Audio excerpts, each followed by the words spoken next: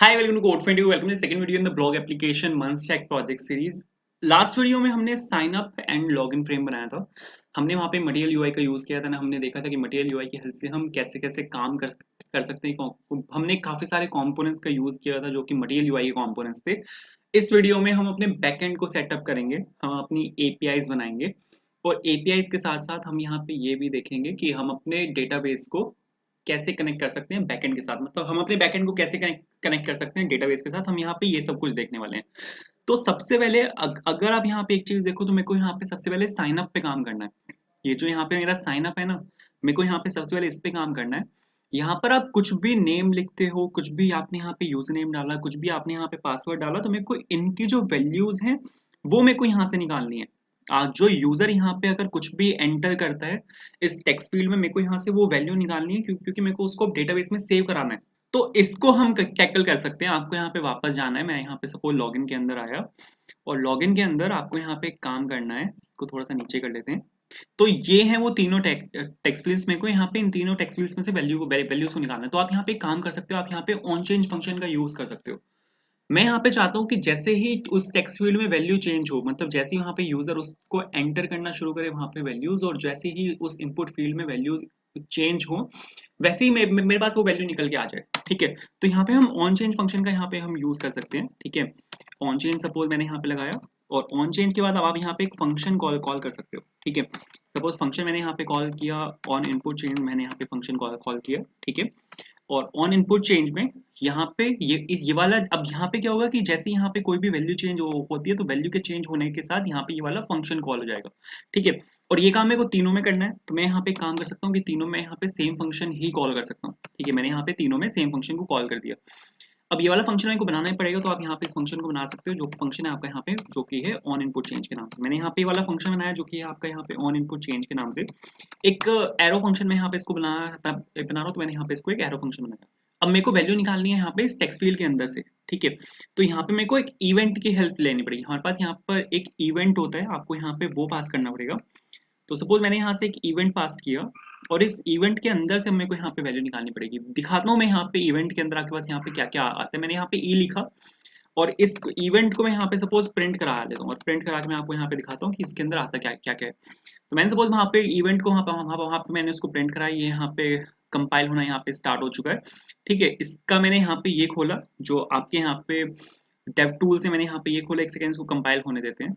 Compile हो चुका है। अब जैसे ही मैं यहाँ पे कुछ भी डालूंगा ना, मैंने यहाँ पे सपोज कोड फॉर इंटरव्यू डाला, तो आप यहाँ पे देखो, यहाँ पे डालते ही यहाँ पे ये सब कुछ प्रिंट होना स्टार्ट हो गया।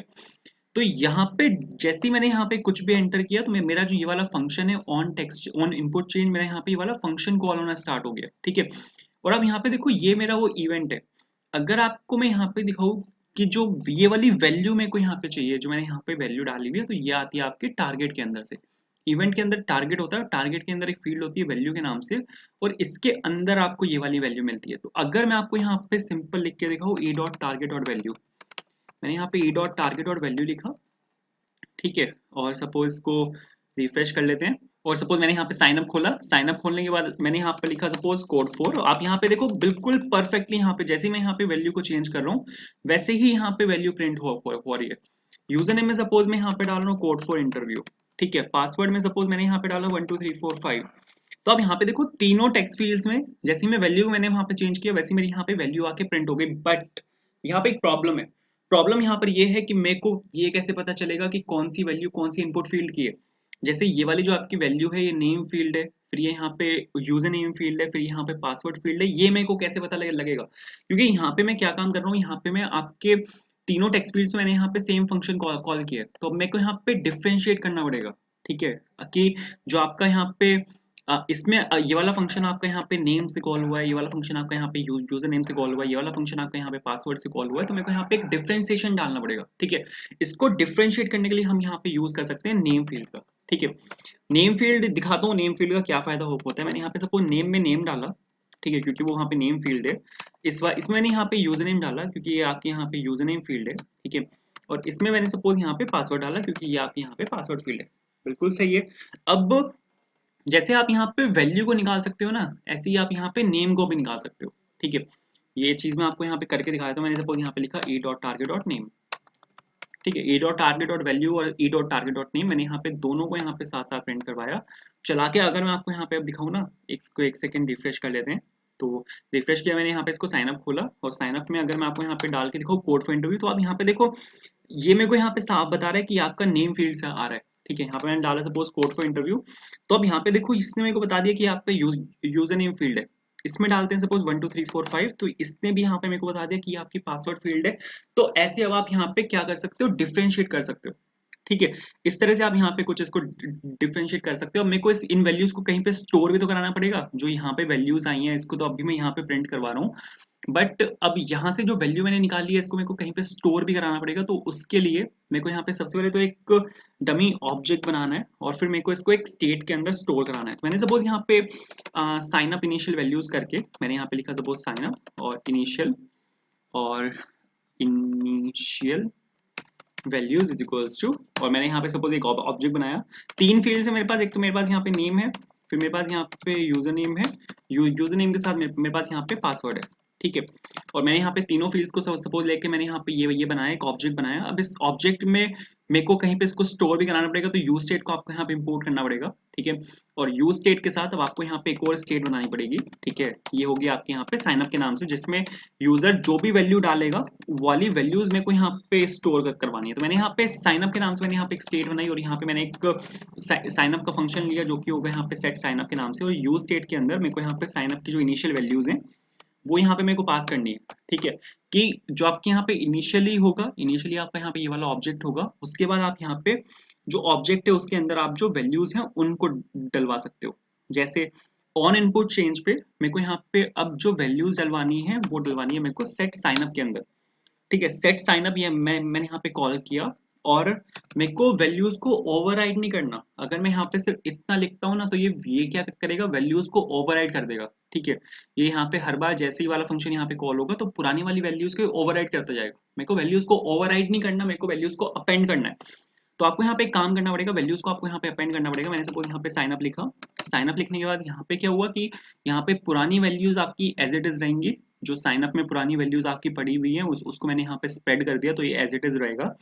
उसके बाद अब मेरे को यहाँ पे E dot target dot name आपका यहाँ पे एज अ की काम करेगा, क्योंकि अब मेरे को नेम के सामने नेम वैल्यू फिल करनी है, यूजर नेम के सामने यूजर नेम वैल्यू फिल करनी है, पासवर्ड के सामने पासवर्ड वैल्यू फिल करनी है। एंड अगर आप यहाँ पे E dot target dot name देखो तो इसकी वैल्यू वही है जो मेरी की वैल्यू है। तो मैंने यहाँ पे E dot target dot name को मैंने यहाँ पे की बना दिया और यहाँ पे मैंने कॉलन लगा के ये उस ऑब्जेक्ट की वैल्यू मैंने यहाँ पे बना दी और जो ऑब्जेक्ट है उसको मैंने यहाँ पे लाके क्लोज कर दिया। तो ऐसे आप यहाँ पे अपनी जो साइन अप की वैल्यूज है उसको यहाँ पे आप स्टोर कर सकते हो।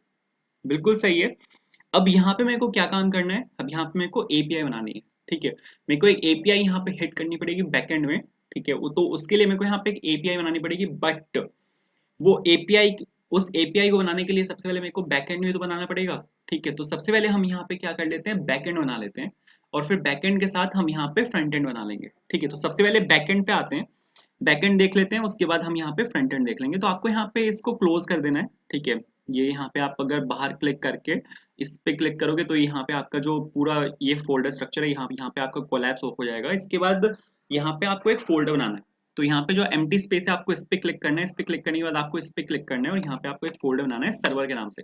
ये मेरा यहाँ पे बैकएंड होगा। ठीक है, सर्वर के अंदर आपको यहाँ पे एक फाइल बनानी है जो कि होगी यहाँ पे आपकी index.js। index.js यहाँ पे आपकी मेन फाइल होगी जो कि आपकी यहाँ पे बैकएंड की फाइल होगी। ठीक है, मेरा जो एंट्री पॉइंट होगा बैकएंड का वो यहाँ से होगा index.js से। ठीक है, अब मेरे को यहाँ पे कुछ पैकेजेस को इंस्टॉल कराना है। मैं यहाँ पे एक्सप्रेस का एक सर्वर बनाने वाला हूँ जिसको चलाऊंगा जिसको मैं चलाऊंगा यहाँ पे नोड के हेल्प से। ठीक है, तो एक्सप्रेस का सर्वर चलाने के लिए मेरे को यहाँ पे एक्सप्रेस का सर्वर बनाने के लिए मेरे को यहाँ पे एक्सप्रेस को सबसे पहले इंस्टॉल करना पड़ेगा।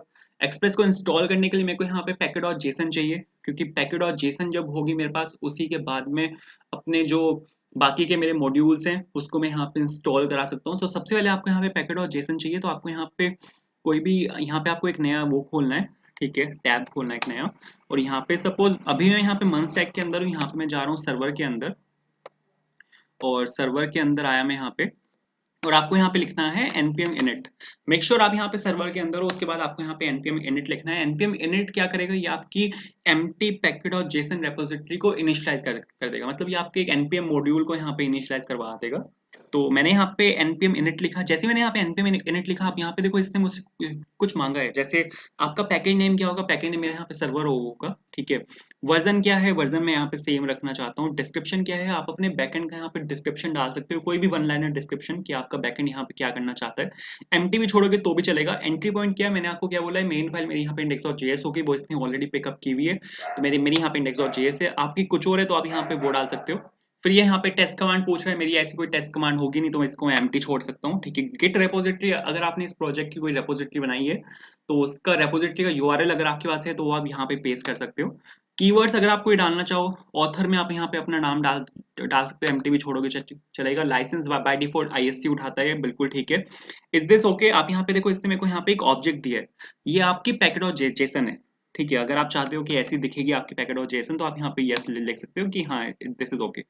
एंड जैसे मैंने यहाँ पे यस लिखा, आप यहाँ पे देखो इसने मेरे को यहाँ पे पैकेट और जेसन दिया है, एंड यहाँ पे जो ये सब कुछ है ये बिल्कुल सेम है, बिल्कुल वैसा ही है, ठीक है। इसके बाद आप यहाँ पे एक जो आपके पास लाइब्रेरी है एक्सप्रेस है, उसको आप यहाँ पे आप इंस्टॉल करा सकते हो। तो मैंने यहाँ पे लिखा सपोज npm इंस्टॉल एक्सप्रेस। जैसे आप यहाँ पे npm इंस्टॉल एक्सप्रेस लिखोगे, ये आपका जो एक्सप्रेस का मॉड्यूल है उसको यहाँ पे इंस्टॉल करना स्टार्ट कर देगा। एंड यहाँ पे एक कॉलम आएगा डिपेंडेंसीज के नाम से, उसके अंदर आपकी यहाँ पे एक्सप्रेस आके इंस्टॉल हो जाएगी। तो आप यहाँ पे देखो नोड मॉड्यूल्स का फोल्डर इसने अपने आप बना बना दिया। यहाँ पे पैकेट लॉग डॉट जेसन मेरी यहाँ पे अपने आप बन गई, और डिपेंडेंसीज के अंदर मेरी यहाँ पे एक्सप्रेस आ चुकी है। तो एक्सप्रेस मेरी यहाँ पे इंस्टॉल हो चुकी है। उसके बाद आपको यहाँ पे इंडेक्स डॉट जेएस के अंदर जाना है। एंड अब तक आई होप आपने ऐसे लिखा होगा, const express is equals to require express, बस। बट अब ऐसे लिखने की जरूरत नहीं है, ये पुराने सिंटेक्स हैं। अब यहाँ पे नोड जेएस का अगर आपके पास लेटेस्ट वर्जन है, तो नोड जेएस के लेटेस्ट वर्जन में जो ES6 के कॉन्सेप्ट्स हैं वो आ चुके हैं। तो अब आप यहाँ पे सीधा इंपोर्ट स्टेटमेंट का भी यूज कर सकते हो, ठीक है। तो सपोज मैंने यहाँ पे लिखा इंपोर्ट एक्सप्रेस, और कहाँ से आएगा, जो पैकेज आपने अभी अभी इंस्टॉल कराया है जो कि है आपका एक्सप्रेस के नाम से। तो मैंने यहाँ पे एक्सप्रेस को मैंने यहाँ पे इंपोर्ट किया, ठीक है। बट एक प्रॉब्लम है कि आपको पैकेट और जेसन को बताना पड़ता है कि आप यहाँ पे लेटेस्ट जो सिंटेक्स हैं आप यहाँ पे उनका यूज कर रहे हो। तो आपको यहाँ पे टाइप लिखना पड़ता है, टाइप में आपको यहाँ पे मॉड्यूल डालना पड़ता है। पैकेट और जेसन को आपको बताना पड़ता है यहाँ पे। तो मैंने यहाँ पे इसको डाल के यहाँ पे सेव किया। उसके बाद एक्सप्रेस को मैंने यहाँ पे इंपोर्ट किया। एक्सप्रेस को आपको यहाँ पे इनिशियलाइज करना पड़ेगा। मैंने यहाँ पे कॉन्स्ट ऐप लिख के एक्सप्रेस को यहाँ पे एज अ फंक्शन यहाँ पे इनिशियलाइज किया, बिल्कुल ठीक है। अब इसके बाद आपको यहाँ पे एक्सप्रेस का सर्वर बनाना है। एक्सप्रेस का सर्वर बनाने के लिए आप यहाँ पे ऐप का यूज कर सकते हो। ऐप से आप एक फंक्शन को यहाँ पे कॉल कर सकते हो जो कि होता है लिसन फंक्शन। लिसन फंक्शन यहाँ पे दो आर्ग्यूमेंट्स लेता है। फर्स्ट आर्ग्यूमेंट होता है आपका यहाँ पे पोर्ट नंबर, कि आप अपना जो बैकएंड है उसको कौन से पोर्ट पे चलाना चाहते हो। मैं चलाना चाहता हूँ सपोज 8000 में, मैंने यहाँ पे 8000 डाला।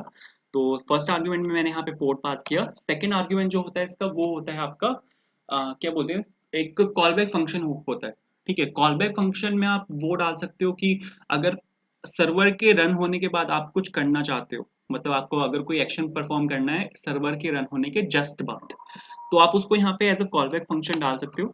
बट मेरे को ऐसा कुछ यहाँ पे करना नहीं है, तो मैं यहाँ पे बस एक कंसोल डॉट लॉग डाल रहा हूँ कि सर्वर इज रनिंग। मैंने यहाँ पे बैकटिक लगाए, सर्वर इज रनिंग और सक्सेसफुली। मैं बस यहाँ पे ये चाहता हूँ कि मेरे पास एक मेरे पास टेक्स्ट लिखा आ जाए कि आपका जो सर्वर है वो सक्सेसफुली रन हो चुका है। तो मैंने यहाँ पे लिखा server is running successfully on port. कौन से पोर्ट पे हो रहा है, तो मैंने यहाँ पे एक वेरिएबल को कनकैट करा दिया, और मैंने यहाँ पे लिखा सिंपल ये। अब मेरे को इसको रन करना है। रन करने के लिए हम यहाँ पे नोड जेएस का यूज कर सकते हैं। हम यहाँ पे नोड की हेल्प से हम यहाँ पे अपने जो बैकएंड है उसको यहाँ पे रन कर सकते हैं। तो आपको अब आप यहाँ पे लिख सकते हो सीधा नोड और आपकी फाइल का नाम जिसको आपको रन करना है। बट मैं चाहता हूँ कि मैं इसको पैकेट और जेसन के थ्रू रन करूँ। हमारे पास यहाँ पे, आप यहाँ पे देखो, मेरे पास यहाँ पे स्क्रिप्ट के नाम से एक टैग है जो बिल्कुल सेम रिएक्ट में भी था। रिएक्ट में हमारे पास npm start, npm build, npm test और npm eject था, ठीक है। यहाँ पे हमारे पास टेस्ट के नाम से एक स्क्रिप्ट है, और आप यहाँ पे इसको हटा सकते हो। मेरे को यहाँ पे इसकी कोई जरूरत नहीं है। इसकी जगह मैं यहाँ पे स्टार्ट के नाम से एक स्क्रिप्ट बना रहा हूँ, ठीक है। स्टार्ट के नाम से आप यहाँ पे एक स्क्रिप्ट बना सकते हो, और यहाँ पे सपोज मैं लिख रहा हूँ नोड, कौन सी फाइल को मेरे को रन करना है, जो मेरी यहाँ पे मेन फाइल है जो कि है index.js, ठीक है। इस फाइल को मेरे को यहाँ पे रन करना है। अब मेरे को यहाँ पे जो स्टार्ट स्क्रिप्ट है उसको यहाँ पे कॉल करना पड़ेगा। तो आप यहाँ पे सिंपल लिख सकते हैं npm start। जैसे आप यहाँ पे npm start लिखोगे, ये रन करेगा आपका यहाँ पे node index.js को। आप यहाँ पे देखो इसने रन किया node index.js को, ये जाएगा फिर index.js में, यहाँ पे सर्वर आपका चलाएगा, इस वाले लॉग को यहाँ पे प्रिंट कर देगा जो कि इसने यहाँ पे किया भी है। Server is running successfully on port 8000। तो आपका जो सर्वर है वो यहाँ पे सक्सेसफुली जो रन है वो यहाँ पे हो चुका है। बट अगर मैं यहाँ पे सपोज इसमें कोई चेंज करता हूँ, मैंने यहाँ पे हेलो लिखा सपोज, ठीक है, हेलो लिख के मैंने यहाँ पे इसको सेव किया, तो आप यहाँ पे देखो, यहाँ पे सर्वर पे कोई फर्क ही नहीं पड़ा। मेरे को अगर ये चेंजेस देखने हैं ना, मैंने यहाँ पे कोई भी अगर चेंज किया तो मेरे को यहाँ पे सर्वर को रोकना पड़ेगा मैनुअली, और फिर मैनुअली मेरे को इसको वापस से रीस्टार्ट करना पड़ेगा, तो जाके आपको यहाँ पे ये वाले आपके चेंजेस दिखेंगे जो कि मैंने यहाँ पे हेलो लिखा हुआ है, ठीक है। बट ये बहुत वैसा हो जाएगा, मतलब आप ये चीज मैनुअली कर रहे हो, इसको हैंडल करने का हमारे पास एक तरीका है, आप यहाँ पे नोडमोन को रन कर सकते हो, ठीक है। मतलब आप यहाँ पे नोडमोन को इंस्टॉल कर लो। नोडमोन क्या क्या क्या करता है, नोडमोन आपके चेंजेस को डिटेक्ट करता है एंड आपके सर्वर को खुद से रीस्टार्ट मार देता है, ठीक है। तो मेरे को यहाँ पे एक काम करना है, मैंने सपोज यहाँ पे ये वाला सर्वर रोका, सर्वर रोकने के बाद यहाँ पे आपको नोडमोन को इंस्टॉल करना है, ठीक है। मैंने यहाँ पे npm इंस्टॉल लिखा, बट नोडमोन यहाँ पे आप इंस्टॉल कर सकते हो as a dev dependency. Dev dependencies और डिपेंडेंसीज में एक छोटा सा डिफरेंस होता है कि डेव डिपेंडेंसीज जो होती हैं वो प्रोडक्शन पे पुश नहीं हो पाती, क्योंकि नोडमोन जो है वो सिर्फ मेरे को डेवलपमेंट के टाइम पे चाहिए। अगर आप अपने प्रोजेक्ट को प्रोडक्शन पे पुश करते हो तो वहाँ पे नोडमोन का कोई काम नहीं होता, वहाँ पे सिर्फ नोड का सर्वर चलता है, ठीक है। क्योंकि वहां पे क्या होता है कि वहां पे आप अपने बैकएंड में कोई चेंज तो करोगे नहीं, जब आप प्रोडक्शन पे डिप्लॉय कर रहे हो उस टाइम पे कोई चेंज तो आप करोगे नहीं, चेंजेस जो होते हैं वो डेवलपमेंट के टाइम पे होते हैं, तो वहां पे आप नोडमोन का यूज कर सकते हो, बट प्रोडक्शन के टाइम पे नोडमोन का कोई यूज नहीं है, तो आप यहाँ पे इसको इंस्टॉल करा सकते हो एज अ डेव डिपेंडेंसी। तो मैंने यहाँ पे लिखा hyphen hyphen save hyphen dev, और यहाँ पे मैंने लिखा सपोज नोडमोन। तो मैंने यहाँ पे नोडमोन को इंस्टॉल किया, बट मैं यहाँ पे इसको इंस्टॉल कर रहा हूँ एज अ डेव डिपेंडेंसी। अब डेव डिपेंडेंसी में क्या होता है कि आप अगर यहाँ पे पैकेट और जेसन में देखोगे ना, तो ये डिपेंडेंसीज के अंदर नहीं आएगा, ये यहाँ पे अलग से एक ऑब्जेक्ट बनाएगा डेव डिपेंडेंसीज के नाम से और उसके अंदर आएगा। तो अब यहाँ पे देखो, इसने यहाँ पे अलग से एक ऑब्जेक्ट बनाया डेव डिपेंडेंसीज के नाम से, और यहाँ पे मेरे पास नोडमोन आ चुका है, बिल्कुल सही है। अब यहाँ पे मेरे को नोड का सर्वर नहीं चलाना, अब यहाँ पे मेरे को नोडमोन का सर्वर चलाना है, तो आपको यहाँ पे नोड को नोडमोन लिखना पड़ेगा। सेव करते हैं, वापस आते हैं, और मैंने यहाँ पे सपोज npm स्टार्ट लिखा, तो अभी ये नोड का सर्वर नहीं रन करेगा, अब अभी चलाएगा नोडमोन का सर्वर। मैंने यहाँ पे नोडमोन लिखा, नोडमोन index.js, और यहाँ पे इसने नोडमोन का सर्वर चलाया। अब अगर मैं यहाँ पे हेलो हटा के इसको सेव कराता हूँ, तो आप यहाँ पे देखो, इसने रीस्टार्टिंग ड्यू टू चेंजेस, इसने अपने आप यहाँ पे सर्वर को रीस्टार्ट मारा, और आपका जो चेंज है वो यहाँ पर डिस्प्ले हो चुका है। तो इस तरह से आप यहाँ पे इसको कर सकते हो, बहुत सही। अब यहाँ पे मेरे को क्या करना है, सबसे पहले तो यहाँ पे अब मेरे को डेटाबेस कनेक्टिविटी करनी है। डेटाबेस मैंने आपको बताया था कि मैं यहाँ पे मोंगोडीबी का यूज करने वाला हूँ, ठीक है। और मोंगोडीबी मैं यहाँ पे लोकल मोंगोडीबी का यूज नहीं करूंगा, मैं यहाँ पे क्लाउड डॉट मोंगोडीबी का यूज करने वाला हूँ। तो आप यहाँ पे जो वेबसाइट है क्लाउड डॉट मोंगोडीबी, आप यहाँ पे उसको खोल सकते हो, ठीक है। cloud dot MongoDB dot com आपको यहाँ पे सर्च करना है। अगर आपका अकाउंट ऑलरेडी है तो आप लॉग इन कर सकते हो, अगर आपका अकाउंट नहीं है तो टॉप राइट में एक ऑप्शन होगा वहां पे ट्राई फॉर फ्री वाला, ठीक है, आप उस पर क्लिक कर सकते हो, और वहां से क्लिक करके आप अकाउंट को क्रिएट कर सकते हो। अकाउंट क्रिएशन इसके बिल्कुल फ्री है और बहुत सिंपल है, दो या तीन स्टेप से मुश्किल से जब आप साइन अप करोगे। और जब आप एक बार साइन अप कर लोगे ना, साइन अप करने के बाद आप अगर लॉग इन करते हो या साइन अप करते हो, कुछ भी करते हो, तो आप यहाँ पे इस वाली स्क्रीन पे आओगे। इस वाली स्क्रीन पे आने के बाद आप अगर यहाँ पे एक चीज देखो, मेरे पास यहाँ पे एक ऑप्शन है बिल्ड अ डेटाबेस, तो आपको यहाँ पे क्लिक करना है बिल्ड अ डेटाबेस। इस पे क्लिक करने के बाद आपके पास यहाँ पे तीन ऑप्शंस आएंगे, आप यहाँ पे देखो दो ऑप्शंस यहाँ पे पेड है, एक ऑप्शन फ्री है, हम यहाँ पे फ्री वाले का यूज करेंगे, तो आपको यहाँ पे इस पे क्लिक करना है। इस पे क्लिक करने के बाद आपको वो सर्विस सेलेक्ट करनी है कि आपको यहाँ पे AWS का यूज करना है, गूगल क्लाउड या एज़्योर, आपको किसका भी यूज करना है। मैंने यहाँ पे AWS लिखा। AWS के बाद आपको यहाँ पे अपना नियरेस्ट सर्वर यहाँ पे सेलेक्ट करना है। मेरा जो यहाँ पे नियरेस्ट है, जो सबसे यहाँ पे क्लोजेस्ट है, वो मुंबई सर्वर है, ठीक है। मैंने यहाँ पे इसको सेलेक्ट किया।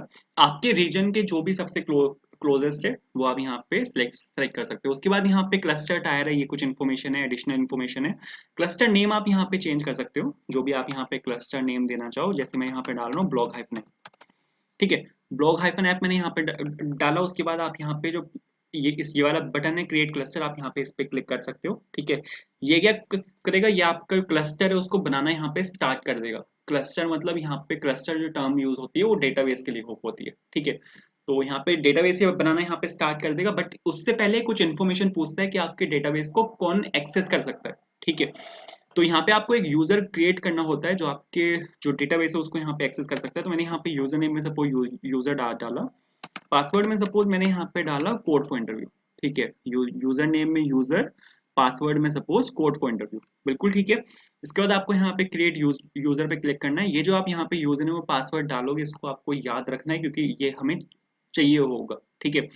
इसके बाद यहाँ पे आपको आपको अपनी एप्लीकेशन को कहाँ से कनेक्ट करना है, लोकल एनवायरनमेंट या क्लाउड एनवायरनमेंट। मेरे को अपने लोकल एनवायरनमेंट से करना है क्योंकि मैं यहाँ पे लोकल डेवलपमेंट कर रहा हूँ। तो अगर आप यहाँ पे लोकल एनवायरनमेंट सेलेक्ट करते हो तो आपको अपना जो करंट आईपी एड्रेस है वो यहाँ पे डालना पड़ेगा।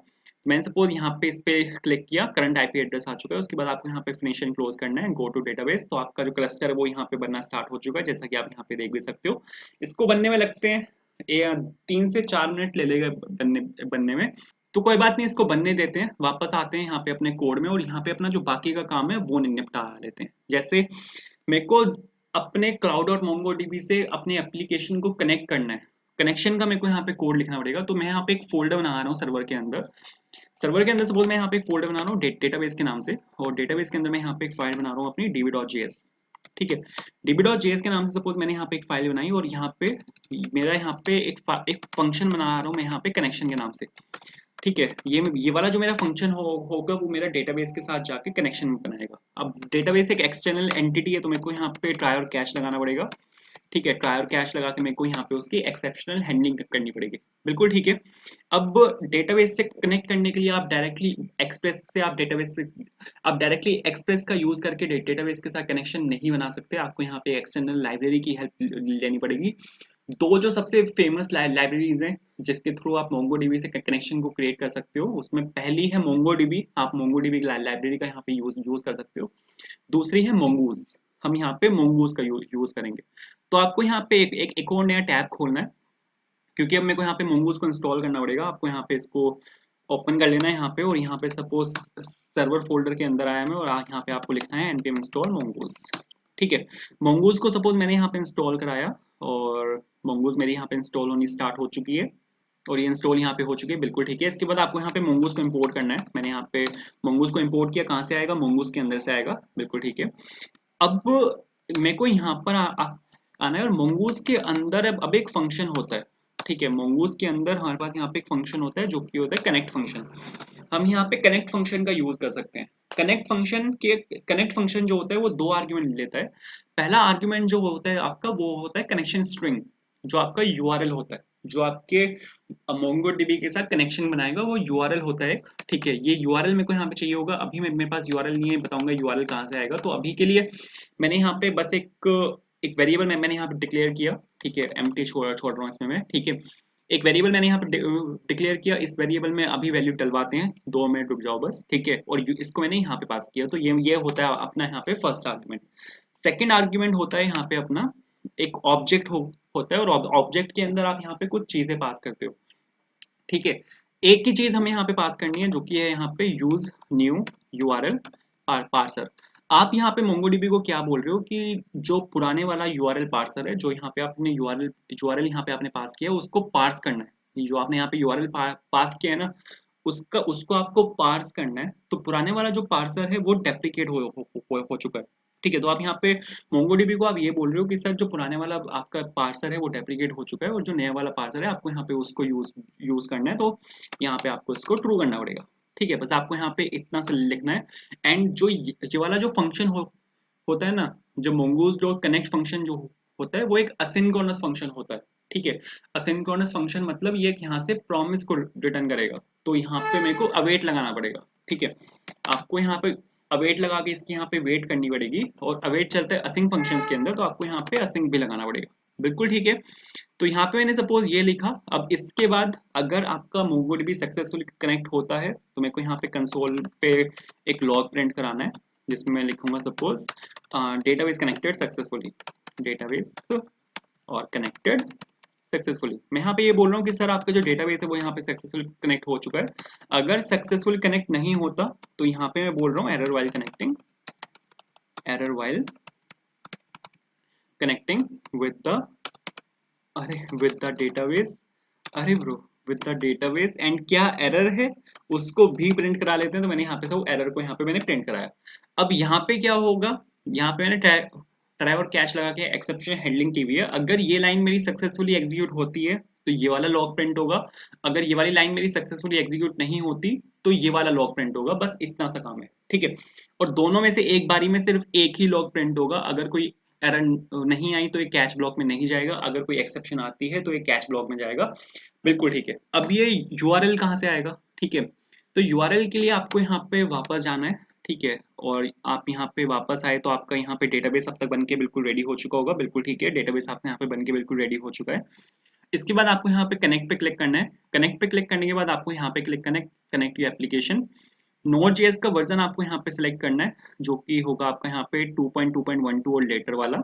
इसके बाद आपको यहाँ पे इसको यहाँ से ये है आपका वो यूआरएल जिसकी मैं आपसे बात कर रहा था, मोंगोडीबी का यूआरएल है ये, वो यूआरएल है। आपको यहाँ से इसको कॉपी कट कर लेना है। कॉपी कट करने के बाद आप यहाँ पे आपको इसको क्लोज कर देना है। वापस आना है आपको, और यहाँ पे सपोज बैक टिक लगा के यहाँ पे मैंने इसको पेस्ट कर दिया, ठीक है, बिल्कुल सही है। और यहाँ पे अब आप यहाँ पे ये वाली पूरी स्ट्रिंग देखो ना, तो यहाँ पे यूजर लिखा हुआ है और यहाँ पे पासवर्ड है। ये यहाँ पे आपका यूजर नेम है और ये यहाँ पे आपका पासवर्ड है। तो यहाँ पे आपको यूजर नेम फिल करना है, यहाँ पे आपको पासवर्ड फिल करना है। यूजर नेम मेरा यूजर ही था जो पहले से यहाँ पे फिलअप हो गया है।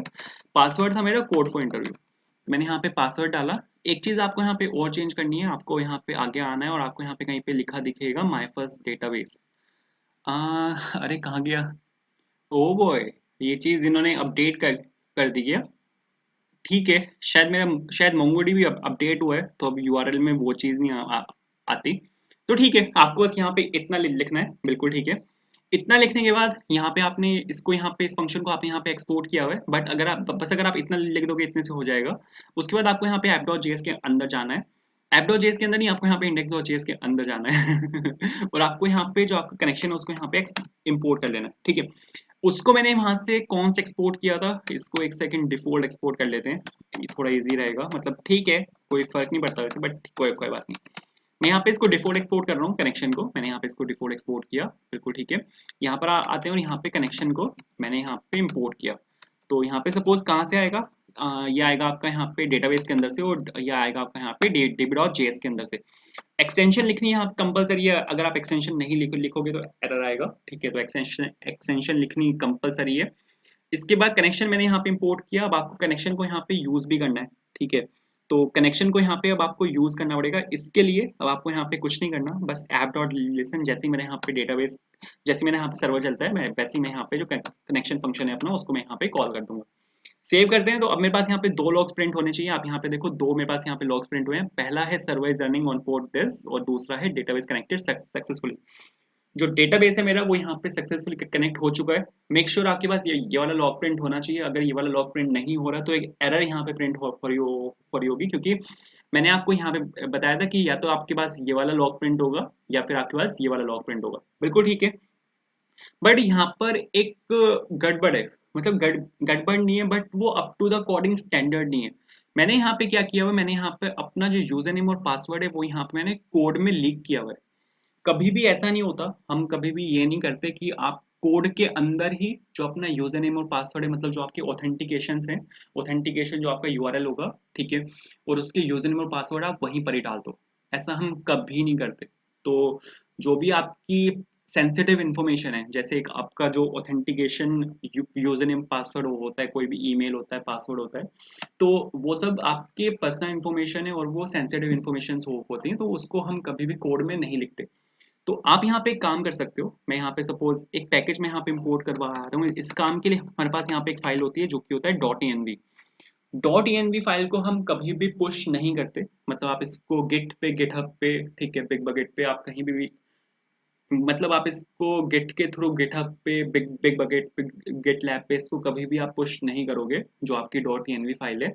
और इसको प्रोडक्शन में डिप्लॉय करते हुए भी इसको पुश नहीं किया जाता, ठीक है। .env को आप पुश नहीं करते, तो ये बहुत सेफ है। आप यहाँ पे इसके अंदर अपने जो आपकी जो पूरी सेंसिटिव इन्फॉर्मेशन है वो आप यहाँ पे डाल सकते हो, ठीक है। तो इसको मैंने यहाँ पे इंस्टॉल किया, npm install .env, तो आपका यहाँ पे इंस्टॉल हो चुका है। उसके बाद आपको यहाँ पे एक फाइल बनानी है। सर्वर पे आपको यहाँ पे राइट क्लिक करना है और यहाँ पे आपको एक फाइल बनानी है जो कि होगी आपकी .env के नाम से। आपको यहाँ पे डॉट लिखना है, डॉट फुल स्टॉप वाला डॉट, ये कंपलसरी है। उसके बाद यहाँ पे आपको एक फाइल बनानी है जो कि होगी env के नाम से। और यहाँ पे सपोज यहाँ पे आपको अपना जो यूजर नेम है और पासवर्ड है वो डालना है। मैंने यहाँ पे लिखा suppose db user name is equals to, और कोई भी आपको सेमीकोलन नहीं लगाना, कोई भी आपको स्पेस नहीं लगाना, डायरेक्ट आपको यहाँ पे लिखना है। मैंने यहाँ पे लिखा सपोज यूजर, बिल्कुल ठीक है। इसके बाद यहाँ पे आपको लिखना है db_पासवर्ड। क्या पासवर्ड था मेरा, पासवर्ड था मेरा यहाँ पे कोड फॉर इंटरव्यू, बिल्कुल ठीक है। अब इसके बाद आपको यहाँ पे वापस आना है, आपको यहाँ पे index.js में, index.js में आपको जो .env है उसको यहाँ पे इंपोर्ट कर लेना है। मैंने यहाँ पे .env को मैंने यहाँ पे इंपोर्ट किया, एक सेकंड। .env कहाँ से आएगा, जो पैकेज आपने अभी भी इंस्टॉल किया है .env के नाम से, बिल्कुल ठीक है। इसके बाद आपको यहाँ पे .env को इनिशियलाइज करना पड़ेगा, तो मैंने यहाँ पे लिखा वो .env .config फंक्शन इसके अंदर एक होता है, आप यहाँ पे उसको कॉल कर सकते हो, बिल्कुल ठीक है। इसके बाद हम यहाँ पे जो आपका जो यूजर नेम है और जो पासवर्ड है वो आप वहाँ से निकाल सकते हो, जो आपकी एनवी फाइल है। अगर आपको एनवी फाइल में से कुछ भी निकालना है तो आप आपको यहाँ पे यूज करना पड़ता है process.env का। और जो वेरिएबल का नाम है, वेरिएबल का नाम मैंने यहाँ पे लिया था db_यूजर नेम, मैंने यहाँ पे ये लिखा। फिर मैंने यहाँ पे सपोज लिखा const_password इज इक्वल्स टू, और आपको यहाँ पे लिखना है process.env और डॉट, अरे ओ बोय, ये प्रोसेस की यहाँ पे स्पेलिंग गलत होगी, बिल्कुल ठीक है। इसके बाद यहाँ पे आपको लिखना है db_password, जो कि आपने वहाँ पे env के अंदर इस वेरिएबल को डिक्लेयर किया था। अब यूजर नेम मेरे पास है, मेरे पास पासवर्ड भी है, तो आप यहाँ पे यूजर नेम और पासवर्ड दोनों को आप यहाँ पे पास कर सकते हो इस फंक्शन के अंदर, कनेक्शन फंक्शन के अंदर मैंने यहाँ पे इन दोनों को पास किया, बिल्कुल ठीक है। इसके बाद यहाँ पे आपको जो आपकी db.js फाइल है इसके अंदर जाना है, पीछे से हमारे पास यूजर नेम आ रहा है, पीछे से हमारे पास पासवर्ड आ रहा है। तो अब यहाँ पे इन दोनों को हार्ड कोड करने की जरूरत नहीं है, आप यहाँ पे इसको एज अ वेरिएबल यहाँ पे कन्केट करा सकते हो। मैंने यहाँ पे लिखा यूजर नेम और इस कोड फॉर इंटरव्यू की जगह आप यहाँ पे डाल सकते हो पासवर्ड, बिल्कुल ठीक है। तो सर ये तो बिल्कुल परफेक्ट है।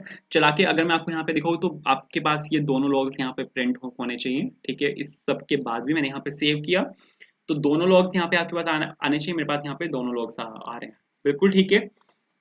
अब इसके बाद मेरे को यहाँ पे क्या काम करना है कि मेरे को यहाँ पे एक एपीआई बनानी है, ठीक है। एपीआई एपीआई हम बना सकते हैं। एपीआई बनाने के लिए सपोज मैं यहाँ पे एक फोल्डर बना रहा हूँ, फोल्डर होगा सपोज मेरा यहाँ पे राउट्स के नाम से, सपोज मैंने यहाँ पे एक फोल्डर बनाया और इसके अंदर मैं यहाँ पे एक फाइल बना रहा हूँ जो कि होगी route.js, ठीक है। इसके अंदर मैं यहाँ पे अपने सभी राउट्स बनाऊंगा, ठीक है। अब मेरे को यहाँ पे राउट बनाने पड़ेंगे। सबसे पहले तो राउट क्या होता है, राउट आपका एपीआई का एंड पॉइंट होता है, ठीक है। सपोज मैंने वहां पे सर्च किया, मैंने सपोज facebook.com/users, तो facebook.com तो यहाँ पे आपका एपीआई यूआरएल है, /users जो है वो आपका एंड पॉइंट है। एपीआई यूआरएल आपका हमेशा सेम रहता है और एंड पॉइंट चेंज होता है। उस एंड पॉइंट के हिसाब से आप यहाँ पे डिसाइड करते हो कि आपको कौन सी एपीआई को कॉल करना है। तो यहाँ पे आपको सबसे पहले तो एक राउट बनाना है। राउट मैं दिखाता हूँ, देखो राउट क्या होता है। तो सबसे पहले तो आपको यहाँ पे एक्सप्रेस को इंपोर्ट करना पड़ेगा, क्योंकि एक्सप्रेस की हेल्प से आप यहाँ पे एक राउट बना सकते हो। मैंने यहाँ पे सपोज एक्सप्रेस को मैंने यहाँ पे इंपोर्ट किया, बिल्कुल ठीक है। अब एक्सप्रेस को इंपोर्ट करने के बाद आप यहाँ पे, मैंने सपोज यहाँ पे लिखा एक वेरिएबल मैंने यहाँ पे इनिशियलाइज करा, और एक्सप्रेस के अंदर हमारे पास एक फील्ड होती है जो कि होती है राउटर के नाम से, एक फंक्शन होता है बेसिकली राउटर के नाम से, और इसकी हेल्प से आप यहाँ पे ये बना सकते हो। तो राउटर डॉट, अब वो एक कौन सी तरह की एपीआई है, वो एक वहां से पोस्ट एपीआई में भेजूंगा फ्रंट एंड से। तो मैंने यहाँ पे सपोज पोस्ट लिखा और यहाँ पे आपको वो एंड पॉइंट मेंशन करना होता है, ठीक है। एंड पॉइंट क्या है, एंड पॉइंट है मेरे यहाँ पे साइन अप, क्योंकि वो एक साइन अप एपीआई होगी, तो यहाँ पे आपका यहाँ पे साइन अप होगा, ठीक है। जैसे अगर मैं आपको यहाँ पे दिखाऊँ तो जो मैं आपको एग्जांपल दे रहा था facebook.com का, मैंने यहाँ पे लिखा सपोज facebook.com और /login, ठीक है। तो ये जो यहाँ पे लॉगिन है ना, ये आपकी एपीआई है। इसको उससे कंफ्यूज मत करना जो हम ब्राउजर में डालते हैं। ब्राउजर में जो हम लिखते हैं ना, ब्राउजर में जो यूआरएल होता है आपका वो डिफरेंट होता है, ठीक है। ये आपका एपीआई यूआरएल है, ये डिफरेंट है। दिखाता हूँ, देखो अगर क्लियर नहीं हो रहा तो दिखाता हूँ मैं, कोई भी प्रॉब्लम नहीं है। तो मैंने यहाँ पे सपोज साइन अप लिखा, ठीक है। साइन अप मेरा यहाँ पे एपीआई एंड पॉइंट होगा, और एपीआई एंड पॉइंट के साथ अब यहाँ पे कौन सी एपीआई को आपको कॉल करना है वो आप यहाँ पे as a call back function mention कर सकते हो।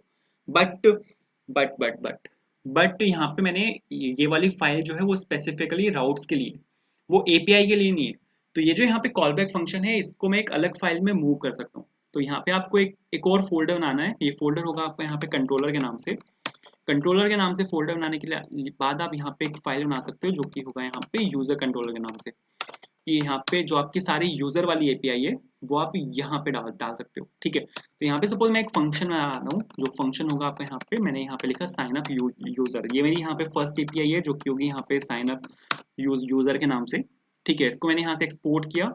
एक्सपोर्ट करने के बाद आप इसको वहाँ पे इम्पोर्ट कर सकते हो। जैसे यहाँ पे आप इस चीज़ को इम्पोर्ट कर सकते हो। Sign up, suppose sign up user कहाँ से आएगा, आपको एक फोल्डर बाहर जाना है, उसके बाद आपको कंट्रोलर के अंदर जाना है, और यहाँ पे आपके पास एक फाइल है यूजर कंट्रोलर डॉट जेएस।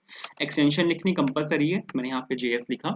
तो उसके बाद अब आपको यहाँ पे ये लिखने की ज़रूरत नहीं है, जो कॉल बैक फंक्शन है इसको यहीं पे कॉल कराने की ज़रूरत नहीं है, क्योंकि इसको मैंने कॉल बैक फंक्शन को एक अलग फाइल में मूव कर दिया।